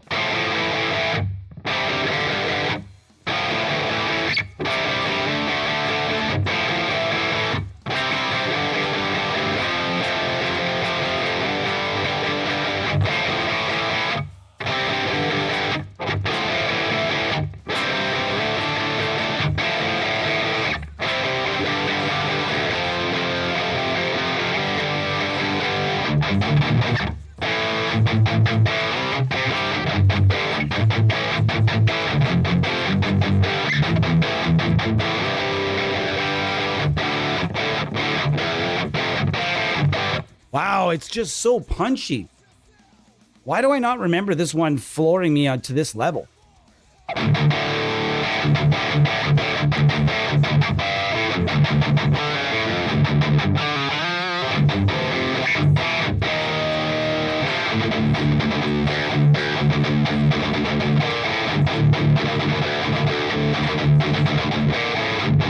Another Canadian guy, Pete Thorne. Canadian, man, he is just a legitimate guitar player. Him and Phil X, both Canadian guitar legends up here. Who would you guys say, to people outside of Canada, who is the most well-known Canadian shredder or a Canadian guitar player that you guys know of? Who is that? I don't know. Like, being from inside the country, it's tough for me to look at that from obviously outside eyes. But it's really strange here because in Canada, we have something called CanCon. And it's a government thing. I don't talk about politics, but just to explain it, we have a law in Canada that says basically every type of entertainment you can imagine has to be, if they believe it's 50% Canadian, and to where it kind of fucks us over in the sense of, for example, when we get UFC to come to Canada, well, a very large portion of the card must be Canadian. And that makes for not a lot of great fights because right now it's not like it was in the GSP days. We don't actually have a lot of really, I'm not saying we don't have a lot of very talented mixed martial artists in Canada. That's not what I'm trying to say. But like on the UFC size of things, we really don't have anything in comparison to many other countries. Like it isn't like it was in those days. So the UFC is coming here less and less. The WWE, it doesn't matter. They have a huge amount of Canadians on the roster, so it doesn't really matter. Also, we allowed WWE conversation around here, but when it comes to like radio and whatnot, it's very difficult to have metal radio stations in Canada and hard rock because it's not that we don't have a lot of those things. It's for some reason those stations just never really make it up here.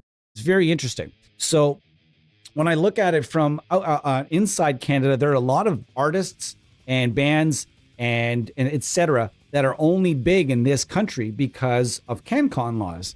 And outside of Canada, they're not known all that well. So I'm curious, who is it to you guys? For me, I mean, I started thinking about names like Rick Emmett.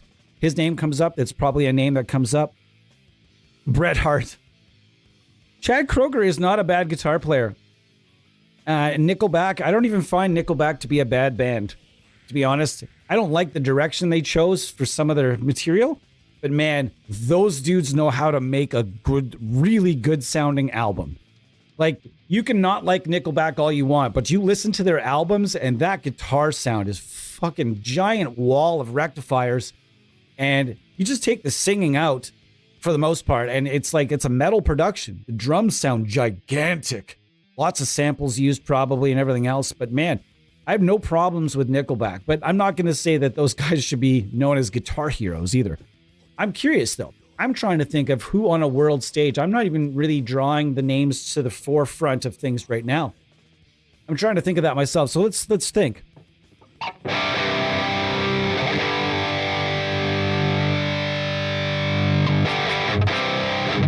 Holy shit.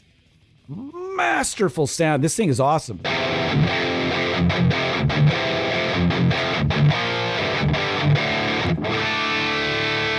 Wow.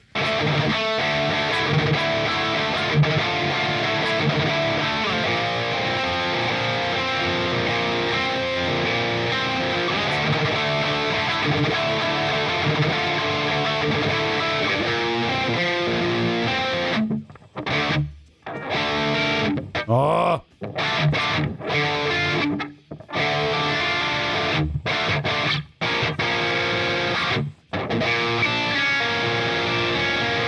It's too much gain. I'm going to turn that back a little bit here.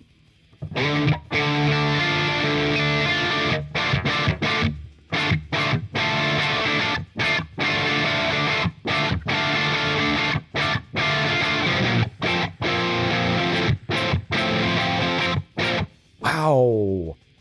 Again, I'm so glad we pull out plugins that we don't use all that often, because then all of a sudden I find these absolute bangers. All right, let's go back. Michael J. Fox. Come on, Rush. Okay, Alex Lifeson. I can take Alex Lifeson.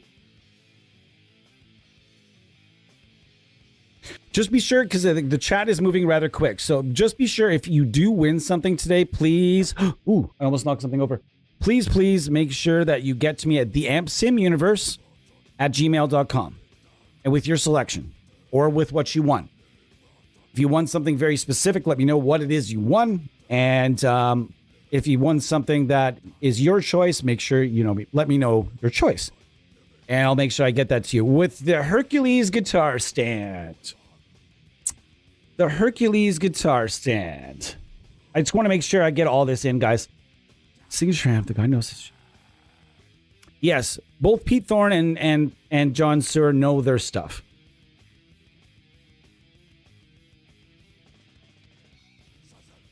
Bryan Adams. Devin Townsend. All right, Devin Townsend is the correct answer. And absolutely. That is a good answer. I like that answer.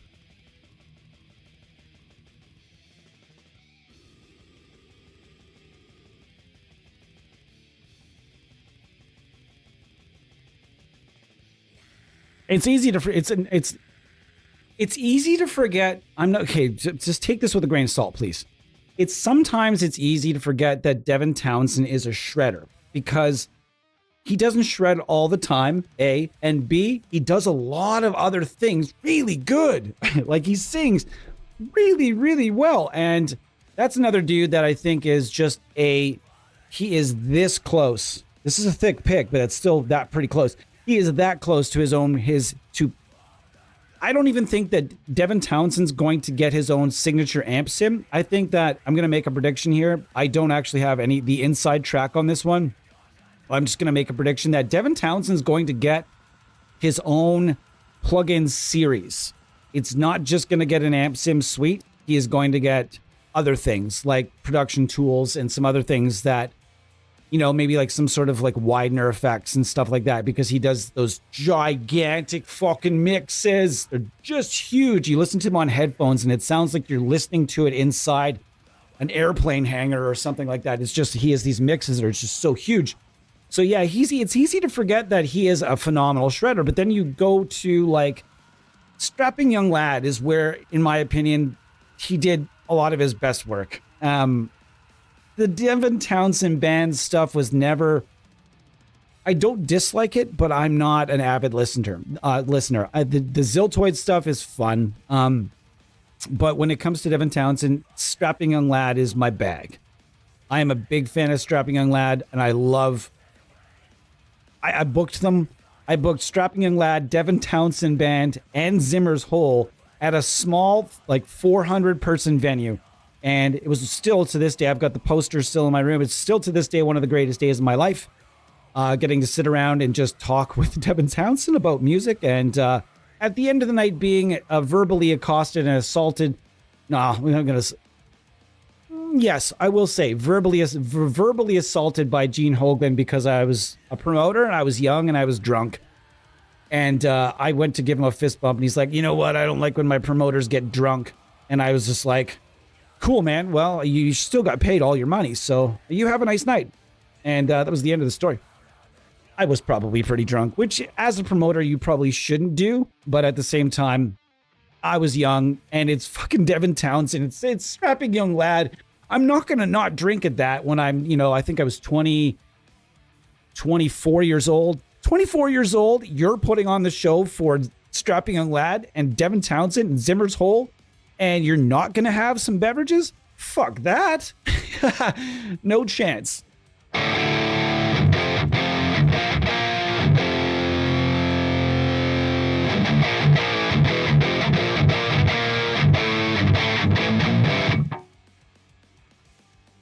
Man, Strapping Young Lad, I have a really hard time listening to, like, there are a lot of Devin Townsend band fans that don't like Strapping Young Lad at all. In fact, they see it as almost like insulting. They're like, it's below him, that type of thing. And there are a lot of Opeth fans that didn't want Michael to go back to growling either. Coincidentally enough, another guy that I think is going to have a signature plugin sometime in the next foreseeable future. I could totally see Michael Ackerfeld doing that, just as long as Steven Wilson has nothing to do with the plugin, if you know what I mean. You know what I mean? I think Steven Wilson's done enough damage over the years to the Opeth sound, and I'll say that out loud. I absolutely loathe Steven Wilson's influence on Opeth. I absolutely loathe it, and I make fun of it every day. But some people Some people have been very inspired and motivated by it. And if that's you, to each their own. I don't really want to get off this amp. It's just that.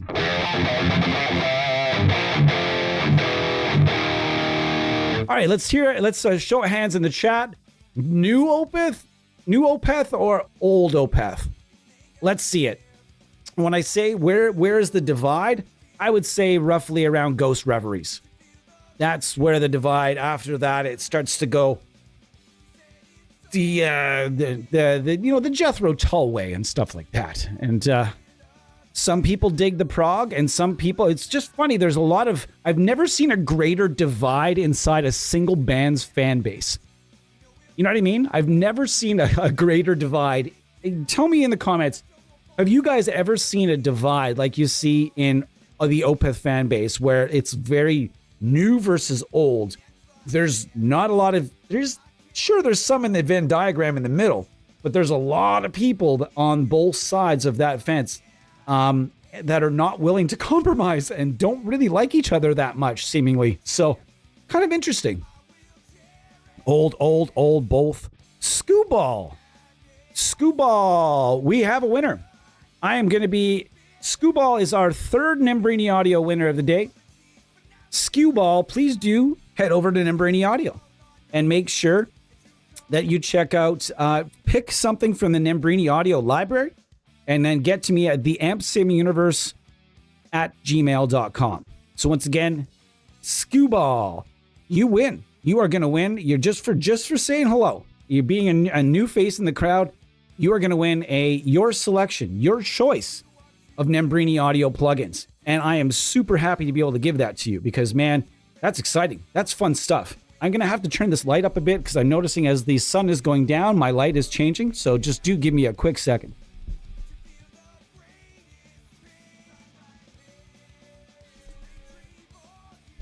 All right, there we go. Looks a bit better now. So, Skewball, you are going to win. Yes, make sure you... thanks for saying hi, man. Thank you for saying hi. And again, my name is Tyler. Welcome to the 100th fucking episode of the Amp Sim Show. I didn't think we were going to do 100 of these, but man, it's super exciting that we're doing these, man. Like, this is so much fun for me to be able to just chat, talk shop, and talk tech with all you guys, talk music, talk... We've got a lot of things that branch off. We like to talk about drum software. We like to talk about video games. We talk about movies from time to time. Talk about all sorts of guitar and any guitar-dominated genre on the earth. We have talked about it right here. And I love the conversations that we've had over 100 episodes and roughly 300, well, we'll say 200 and probably around 250 hours of streams, or at least probably between 225 and 230 to 250 hours of streaming. And man, I could not, I'm super excited for the next 100. Let's get to 1,000 down the road. Okay. I hope that someday, at some point over the next few years, we all get to gather for the 1,000th episode of the Amp Sim Show. It's not necessarily out of the question.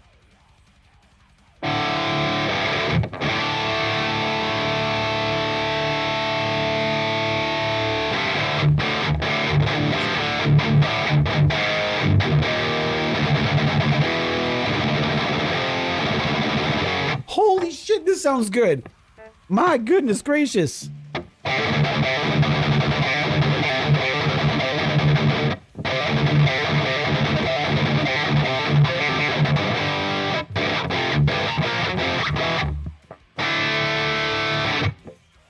Man, that sounds tasty. Tasty jams today. Oops, I just wanted 6. I wanted 6%. Can I have 6? And I'm feeling like a bit of a bigger room vibe. Let's get a bigger room vibe going here.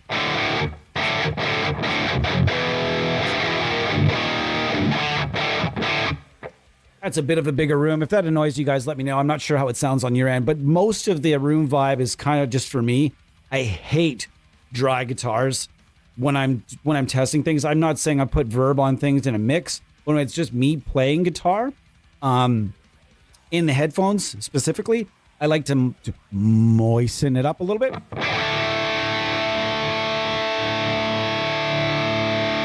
I'm glad you asked. I'm glad you asked that, Jake. I happen to have the inside track on that as well. Ray and I have a plan for a free amp sim that we are going to work on. I can't really give you, I can't give you much of a hint on what it is, but the UI is all done, and we're going to work on something in 2025 together. We're also going to rebrand the Dozer Drive. If you guys have never seen the Dozer Drive, please do check it out. It is a plugin you can get from Fuse Audio Labs for a very, very good price, and made by one of the best. Also, one of the former Brainworks and Plugin Alliance engineers, programmers slash. So yeah, Ray was also over there. Ray also does stuff for another company. I'm not sure if it's out there that he does this stuff or not, so I don't want to say anything. And he's got his new, I think it's called, is it the Ocelot? He's got the Ocelot, this new series of easier mix-ready effects kind of things that are more like shortcuts, but very effective shortcuts, better than like the JST stuff. Right now, he's got a limiter that he just did. He also specializes in stuff from like the 1950s and older even. So the next amp that Ray has planned, how can I give you, I'm going to give you a hint. I'm going to give you a hint on what amp it's going to be. So check out this hint. It's going to be a good hint for you.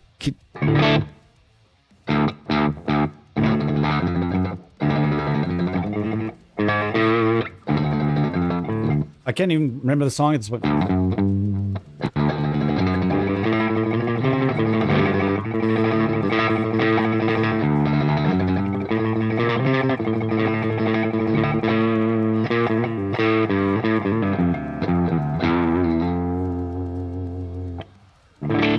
And the other hint I can give you is.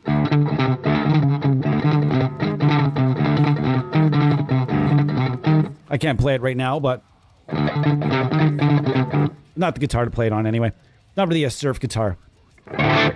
So that's best hint I can give you on to the potential next amp coming from Fuse Audio Labs. I've also been trying to discuss it with him to maybe put more of a sweet vibe around his basement. The F59 being one of the greatest plugins I think has ever been coded. It is truly one of the warmest and most realistic sounding plugins I've ever heard. Still is, and the thing is working on like 6-7 years old now, maybe something like that. And that's, yes, Fuse Audio Labs is going to be a company that I'm going to be showcasing throughout the week. At some point, we're going to do a small giveaway from Ray. I'm going to be working on something with him, so tune in. Be sure to tune in this week, because the giveaways do not end today. The giveaways will continue Monday, and so on and so on. I'm not sure if I'll be on here for a stream tomorrow, but being that I'm trying to keep my mind focused, the answer is probably going to be yeah. And I'm going to be around a lot during the break, so there'll be lots of giveaways. Do chime in when you're around.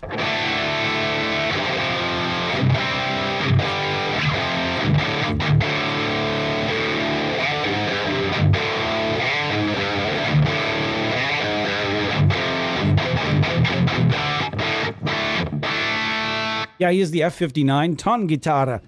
He's got the F59 from Fuse Audio Labs is just truthfully incredible. I'm going to be doing like a surf/country-ish stream this week, and we'll be doing some fun things with Fuse Audio Labs and some of the pedals. And he's got some free effects over there as well.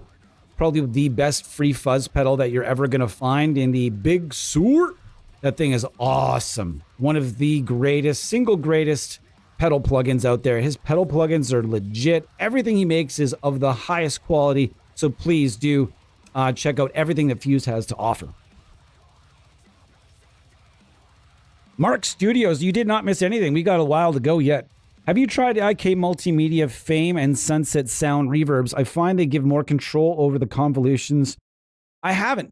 I just use this to moisten things up, honestly. But IK Multimedia, I don't know that they're the biggest fans of mine right now. I sent them kind of an email that said some things that I was really very, very, very unimpressed with the Tonex captures of other plugins that are for sale that actually boast the names of the plugins. They got to put a moderator on that stuff. Otherwise, I'm absolutely not prepared to never promote Tonex for even 1 second until they figure that out. So you'll never see a Tonex ever again on this channel or anything I do until they figure that out, because that is just ripping people off. And I dislike it very much. When I see WaveMind stuff on there, oof, that just, I got heat. But anyways, don't want to keep it positive here. I have not heard about those. I've heard about those reverbs. I haven't tried them, but I guarantee their stuff is great. Like, they have some terrific reverbs. They have, I mean, IK has so much good stuff. Tonex, I don't agree with, but I'll promote Amplitude any day of the week.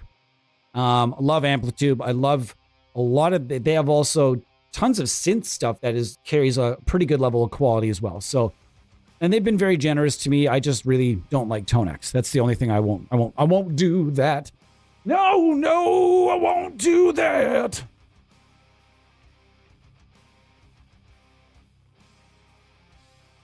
So it's a Fender Showman or a Bassman? I have no idea. I can't tell. I had no idea what you're talking about.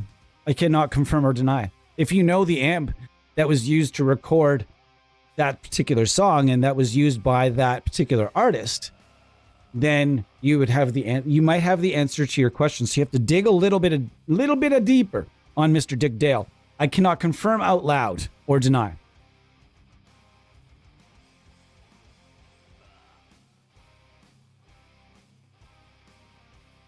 That's right, Kyle. You won the everything bundle from Fuse, right? That's super that you're able to report back on, because I haven't had a chance to use the Ocelot yet. If I'm not mistaken, though, Ray named it after his cat. One of his cats, he had an Ocelot, and one of his cats sadly passed away. And Ray is an avid cat lover, as I am. You guys are very well aware. I have these this random assortment of fuzz on the couch behind me. Oh yes, look at all the lovely faces. Do you have let me mute for 1 second here, guys.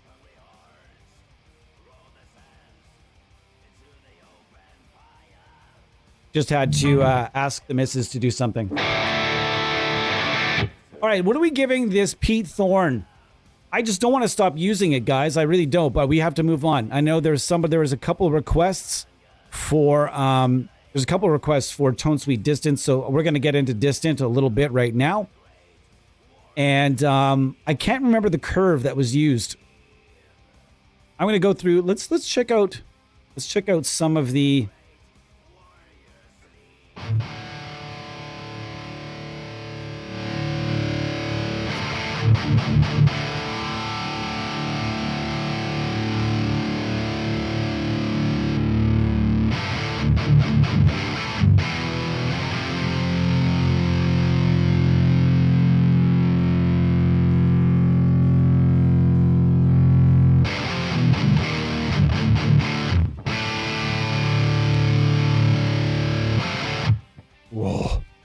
And if you guys have not heard of this plugin, it's made some good waves. It has definitely made some solid waves for WaveMind. Get it? Ha, waves. Woo! It has made some very nice waves for them.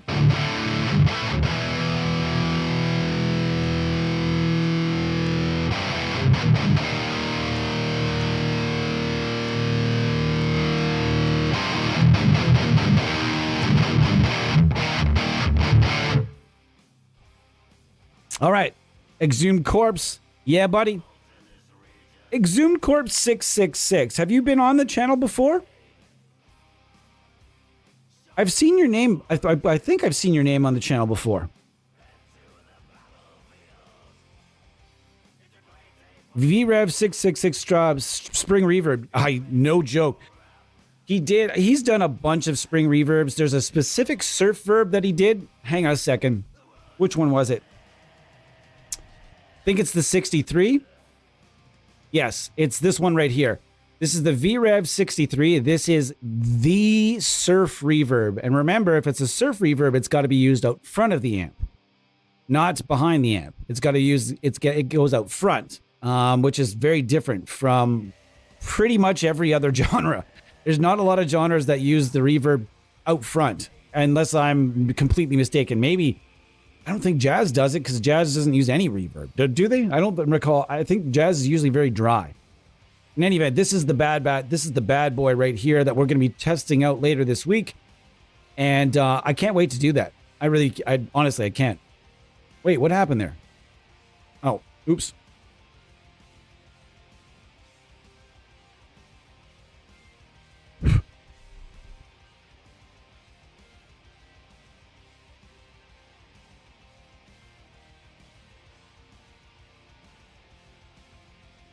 No, he named it after, he is, as I mentioned, wow, what happened there?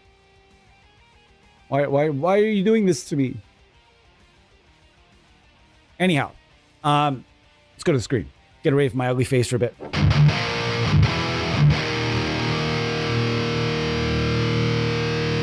I can't remember what you guys did with the EQ at that one point.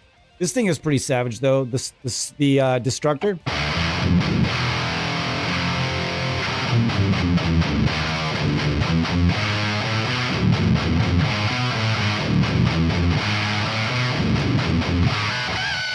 Oh, that harmonic was just filthy, dirty.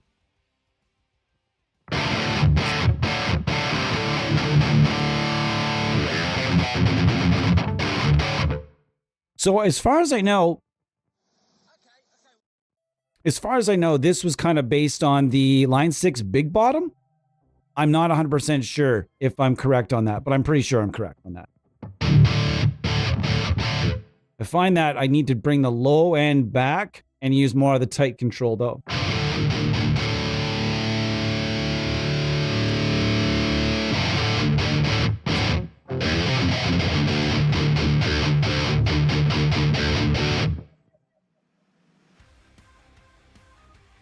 Mark Studios, when you see the next 2 releases from Wavemind, you'll be just fine. I can tell you with certainty that not only the next 2, but the next, I know the next 4 releases from Wavemind, and they're all bangers. I can't say a single other thing. I've alluded to a few things during streams, and I will tease occasionally, but in this particular situation, I'm obviously not gonna lay it all out, but I can tell you, man, that there is some very, very cool stuff coming up from Wavemind that metal fans and rock fans are also just gonna love. You're gonna love the Rev. His amp is also his rectifier is getting a large update with some of the new tricks and toys and things that he's learned over the last while. That's sick. It's super sick. Guys, I wish I could gush right now. I wish I could gush. I wish. Wow.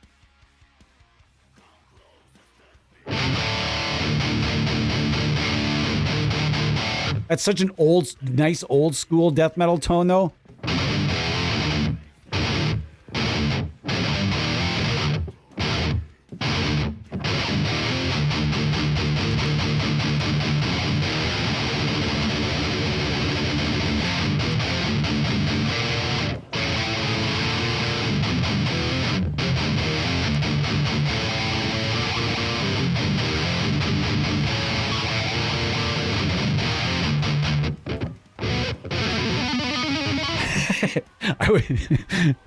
I did a cover of that song, just the first little bit. I recorded it and wrote lyrics about my roommate. And I just remember recording that one part on the bass where I was like, ding ding ding ding ding ding ding, and you get way up top. It's super fun on a bass when you're reaching up to the 20th fret to be. No bass player without a skill level of 10 plus should ever go beyond the 14th fret, though. And I'm just going to say that if you're a bass player out there, It's almost like when you get a bass, these frets should be like DLC, like an unlockable thing. Like if you can't play really, really well, these frets are unavailable to you. And I think honestly, every bass player should just don't even go to the past the 12th fret in your first two solid years of learning bass. Don't do it. You don't need to go up here. No, you don't need to go up there. Just leave that alone. That's for the big boys. That's for the talented guys. I don't even go up there.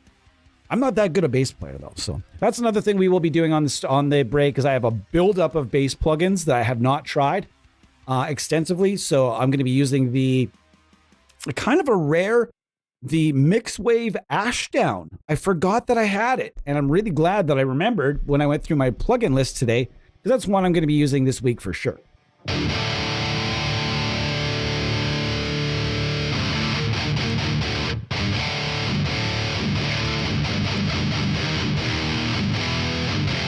They think I know who I am. All I know is I love to sleep. That's my old roommate, man. If I read you the lyrics, I would love to play it. Is there a... Hang on. I'm trying to think if there are any really inappropriate words in it there that I would get canceled for. There aren't. So you know what? We're going to listen to it right now, just for fun. Let me think.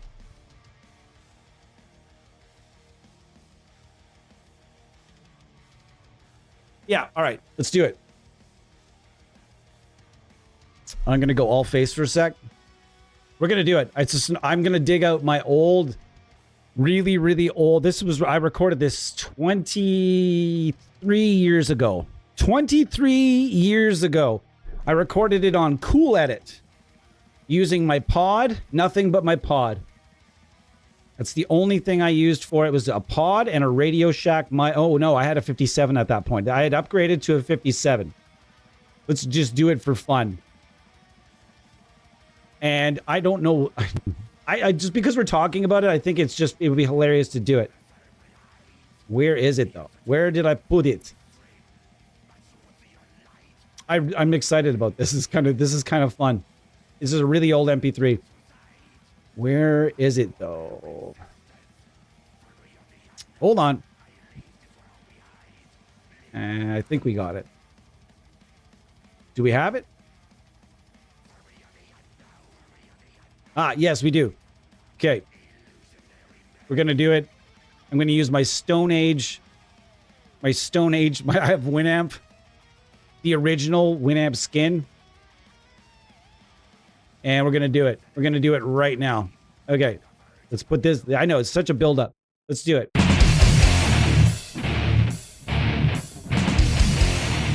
Using Reason on drums.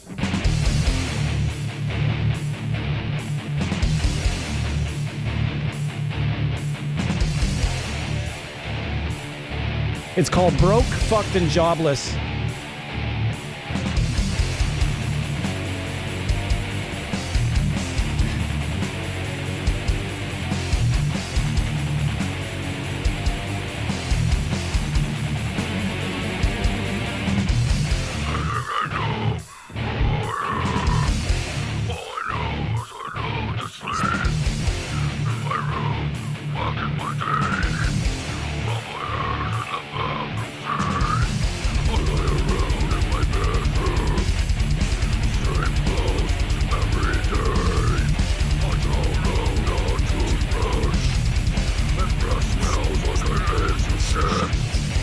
There you go. That's as far as I went with it. Just so that's a 23-year-old recording.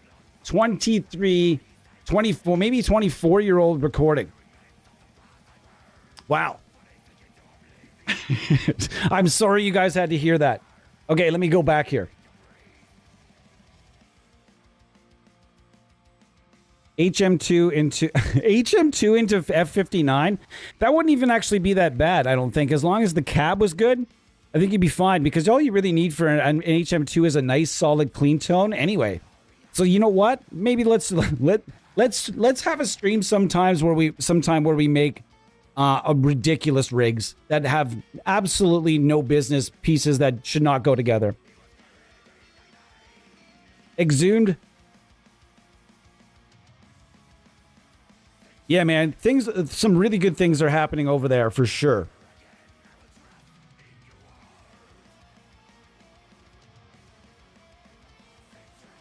This amp may not need it. It's got so much bass. Tyler, fall in love with the sauce button on... Where's the sauce? What sauce button? What are you talking about, the sauce button? I haven't seen the sauce button. I think you guys are punking me.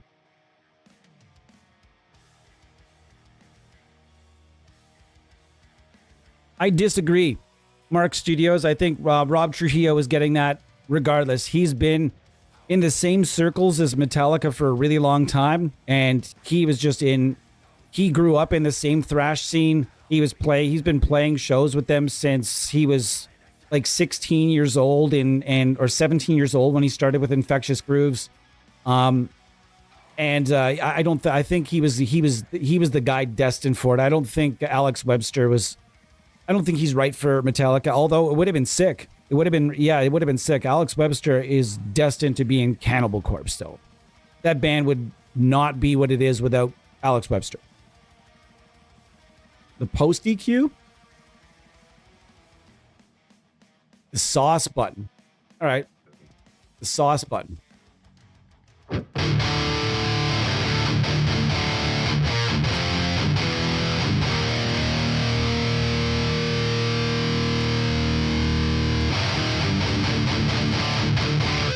A lot of level there.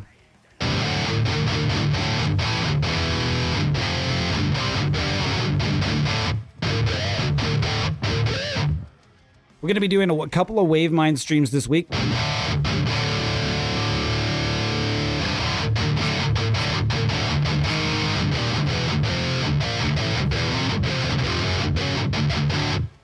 So old school sounding. I fucking love it. Absolutely love it. All right, guys, we are going to be on the home stretch here, folks. Home stretch. Going to be giving away some stuff now. Say goodbye to Distant. We're going to get back on with Cobra for a little bit before we get out of here as well. Actually, you know what? Rhino was some of the best tones I got out of this stream today, so I'm just going to go with Rhino for the remainder. And I'm about to give away... we're going to give away the Everything Bundle.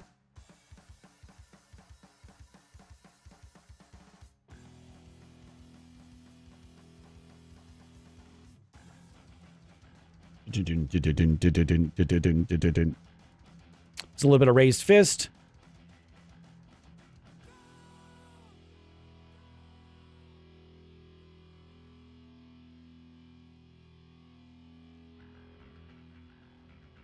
Mark Studios. Mark Studios is going to win the Aurora DSP Everything Bundle today. Ton Guitarra is going to win the Hercules stand. Ton Guitar, you're winning the Hercules guitar hanger. So congratulations to you. I'm going to get to me via email. We're going to have to ship this bad boy out to you. It's probably going to cost a few bucks to get overseas. We're going to make it happen. We're going to get this out to you. Probably get it out to you over the next week here. So let me know. And Mark Studios, you're going to win the Everything Bundle today, and then the Everything Bundle from Aurora DSP, and you need to get to me for that. I will have it to you. I will send it right over because I have it sitting in my WhatsApp right now. I have the code and everything.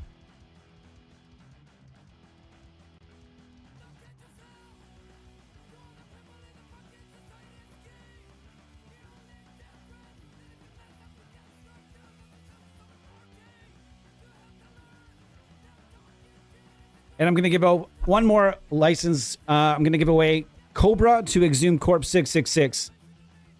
I've got one more Cobra license to give away. And so you're going to win the Framus Cobra plugin. This is Cobra. If you haven't heard Cobra yet, Exhumed 666. This thing is the absolute chugs.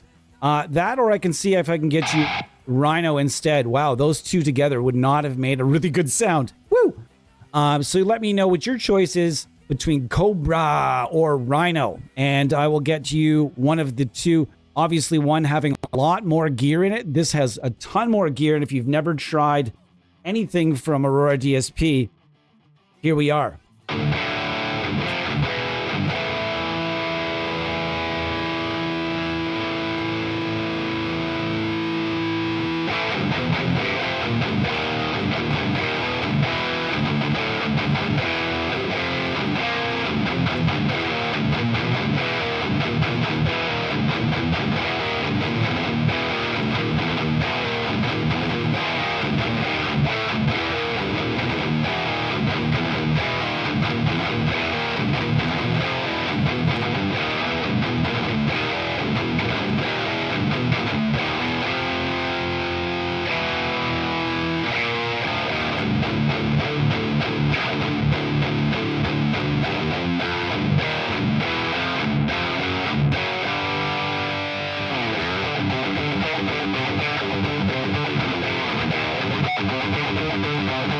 This is a true story. This was the first metal song I ever wrote.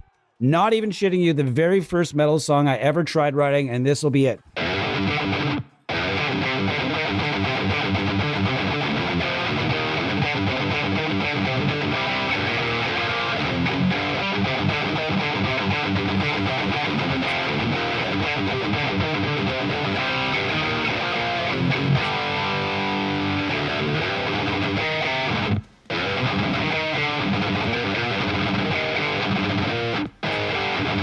Can't play as fast as I used to.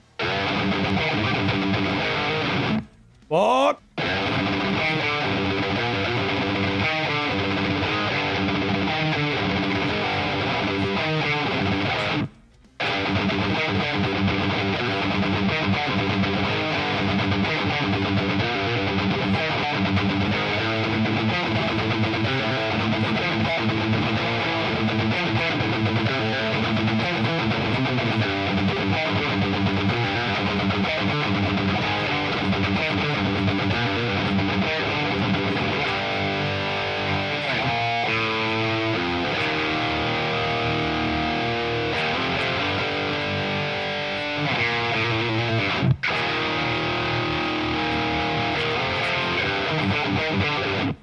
And I think the other riff was, I know I'm going to fuck this riff up, but we're going to try.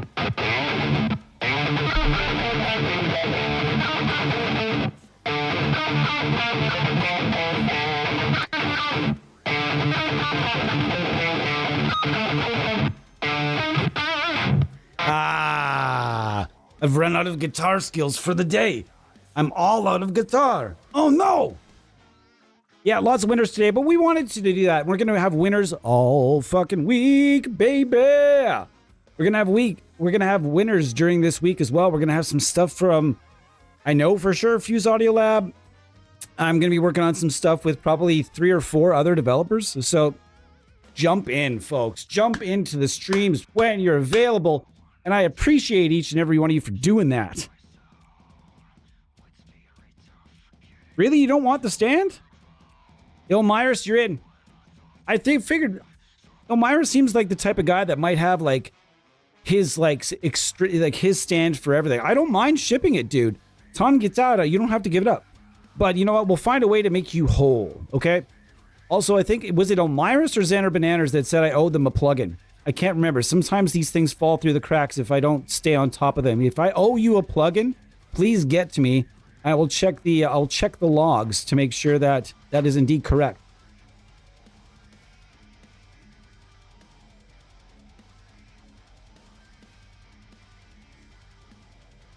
All right, man. Don't worry about it, Ton. Don't worry about who lives close, Ton. I don't care how far you live. We will get that stand to you, brother. Don't worry about that. Don't worry about it. It's not going to cost me $100 to send you a small box. It might cost like $30, but that's not going to... I'm okay with like... It might... Well, maybe it'll cost more. I don't know. We'll figure it out. But we'll make you whole. Elmyrus, I think, lives overseas as well. I don't really care where this is going, so you just let me know. No one's the last pick for damn dodgeball round here. Okay? No one's the last pick. If anyone's the last pick, it's this guy right here.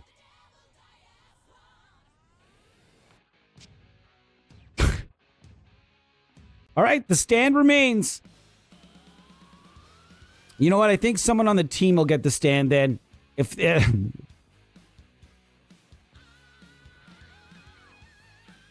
we'll see. Maybe someone on the team will get the stand. Because I think there's a lot of the team that's in North America. But we'll see. We'll figure it out. Anyways, we've had a great day today. We've had a great 100th episode. Here's to 100, maybe 200, maybe 300, maybe 400 plus more. We're going to be here for a long time, a lot of years. Back in the day, Honest Amson Reviews was sort of the mandate was lost. We shut her down, and I don't regret it. I really don't. Sometimes maybe a little bit I do because it was a lot of work, but at the same time we had gotten so far away from our mandate, and the industry had changed by about 15 developers. It was just an impossible situation to kind of keep going with. And this was the way to go in the future anyways. So I'm really glad that we're doing what we're doing now. I'm not going anywhere. I don't plan to go anywhere. And I can't wait to do more and more content for you. The second that pickup set gets in for this guitar, I will begin doing a lot of the pre-recorded stuff. I've got a lot of stuff kind of done. I've got the really great format nailed down now. I've written some good scripts. And when I say scripts, it'll loose scripts of just the order of things that we're discussing during it. It's going to be 5, 10, and 20 minutes max. A couple of different types of segments. It's going to be fun. I'm going to be doing one for Cobra next week. That'll be just for Aurora DSP, though not for our YouTube. It'll be just for them. So you'll see me and this mug doing something for Cobra a little bit later in the week next week. So excited about that. Thank you so much for being here, guys. This means a lot to me. It was a lot of fun for me. As mentioned, next week I'm going to be on here a lot. There will be prizes and lots of good talks, lots of good discussions. So if you guys, I'm going to be on here a lot. I'm trying to maintain focus, good decisions, healthy decisions, having a great positive week next week. So guys, honestly, I would love to have you. If you're around, you're around. If you're not, you're not. And it is what it is. Thank you. Thank you. Wait, 0. No one wants to stand. I keep it dead. Just kidding. I'm glad you did too, Jake, and I'm glad you're here. You know what, Jake's been around, man. Like it's just so great when I see anybody from that group. Anybody from that group minus one person. There's like maybe just one that I'd rather not see jump in, but anyways, guys, thank you so much. Thank you so much. And thank you so much. Please check out our sponsors, Mindsinger Guitars and Aurora Tone Pickups, both wonderful Canadian-made products and wonderful Canadian builders. And Canada's an awesome country. Everything built here is built with love, pride, quality, and quality and talent and skill. And so please do check out the sponsors. I will see you guys again in the next few days, a whole bunch. Also, like and subscribe if you dig what we're doing. Okay, folks? This was a fun one, and they've been fun ones lately. It's a positive vibe, positive everything moving forward. Like I said, sometimes we don't really notice when we need to make significant changes to our lives. And then all of a sudden it becomes apparent, and then you just got to do it. You go with that flow instead of against that flow. Because if you go against the flow, it's just going to eat you up. And I'm starting to learn that one day at a time. Thanks for being there with me, guys. Thanks for listening. And I will see you guys next time. Cheers.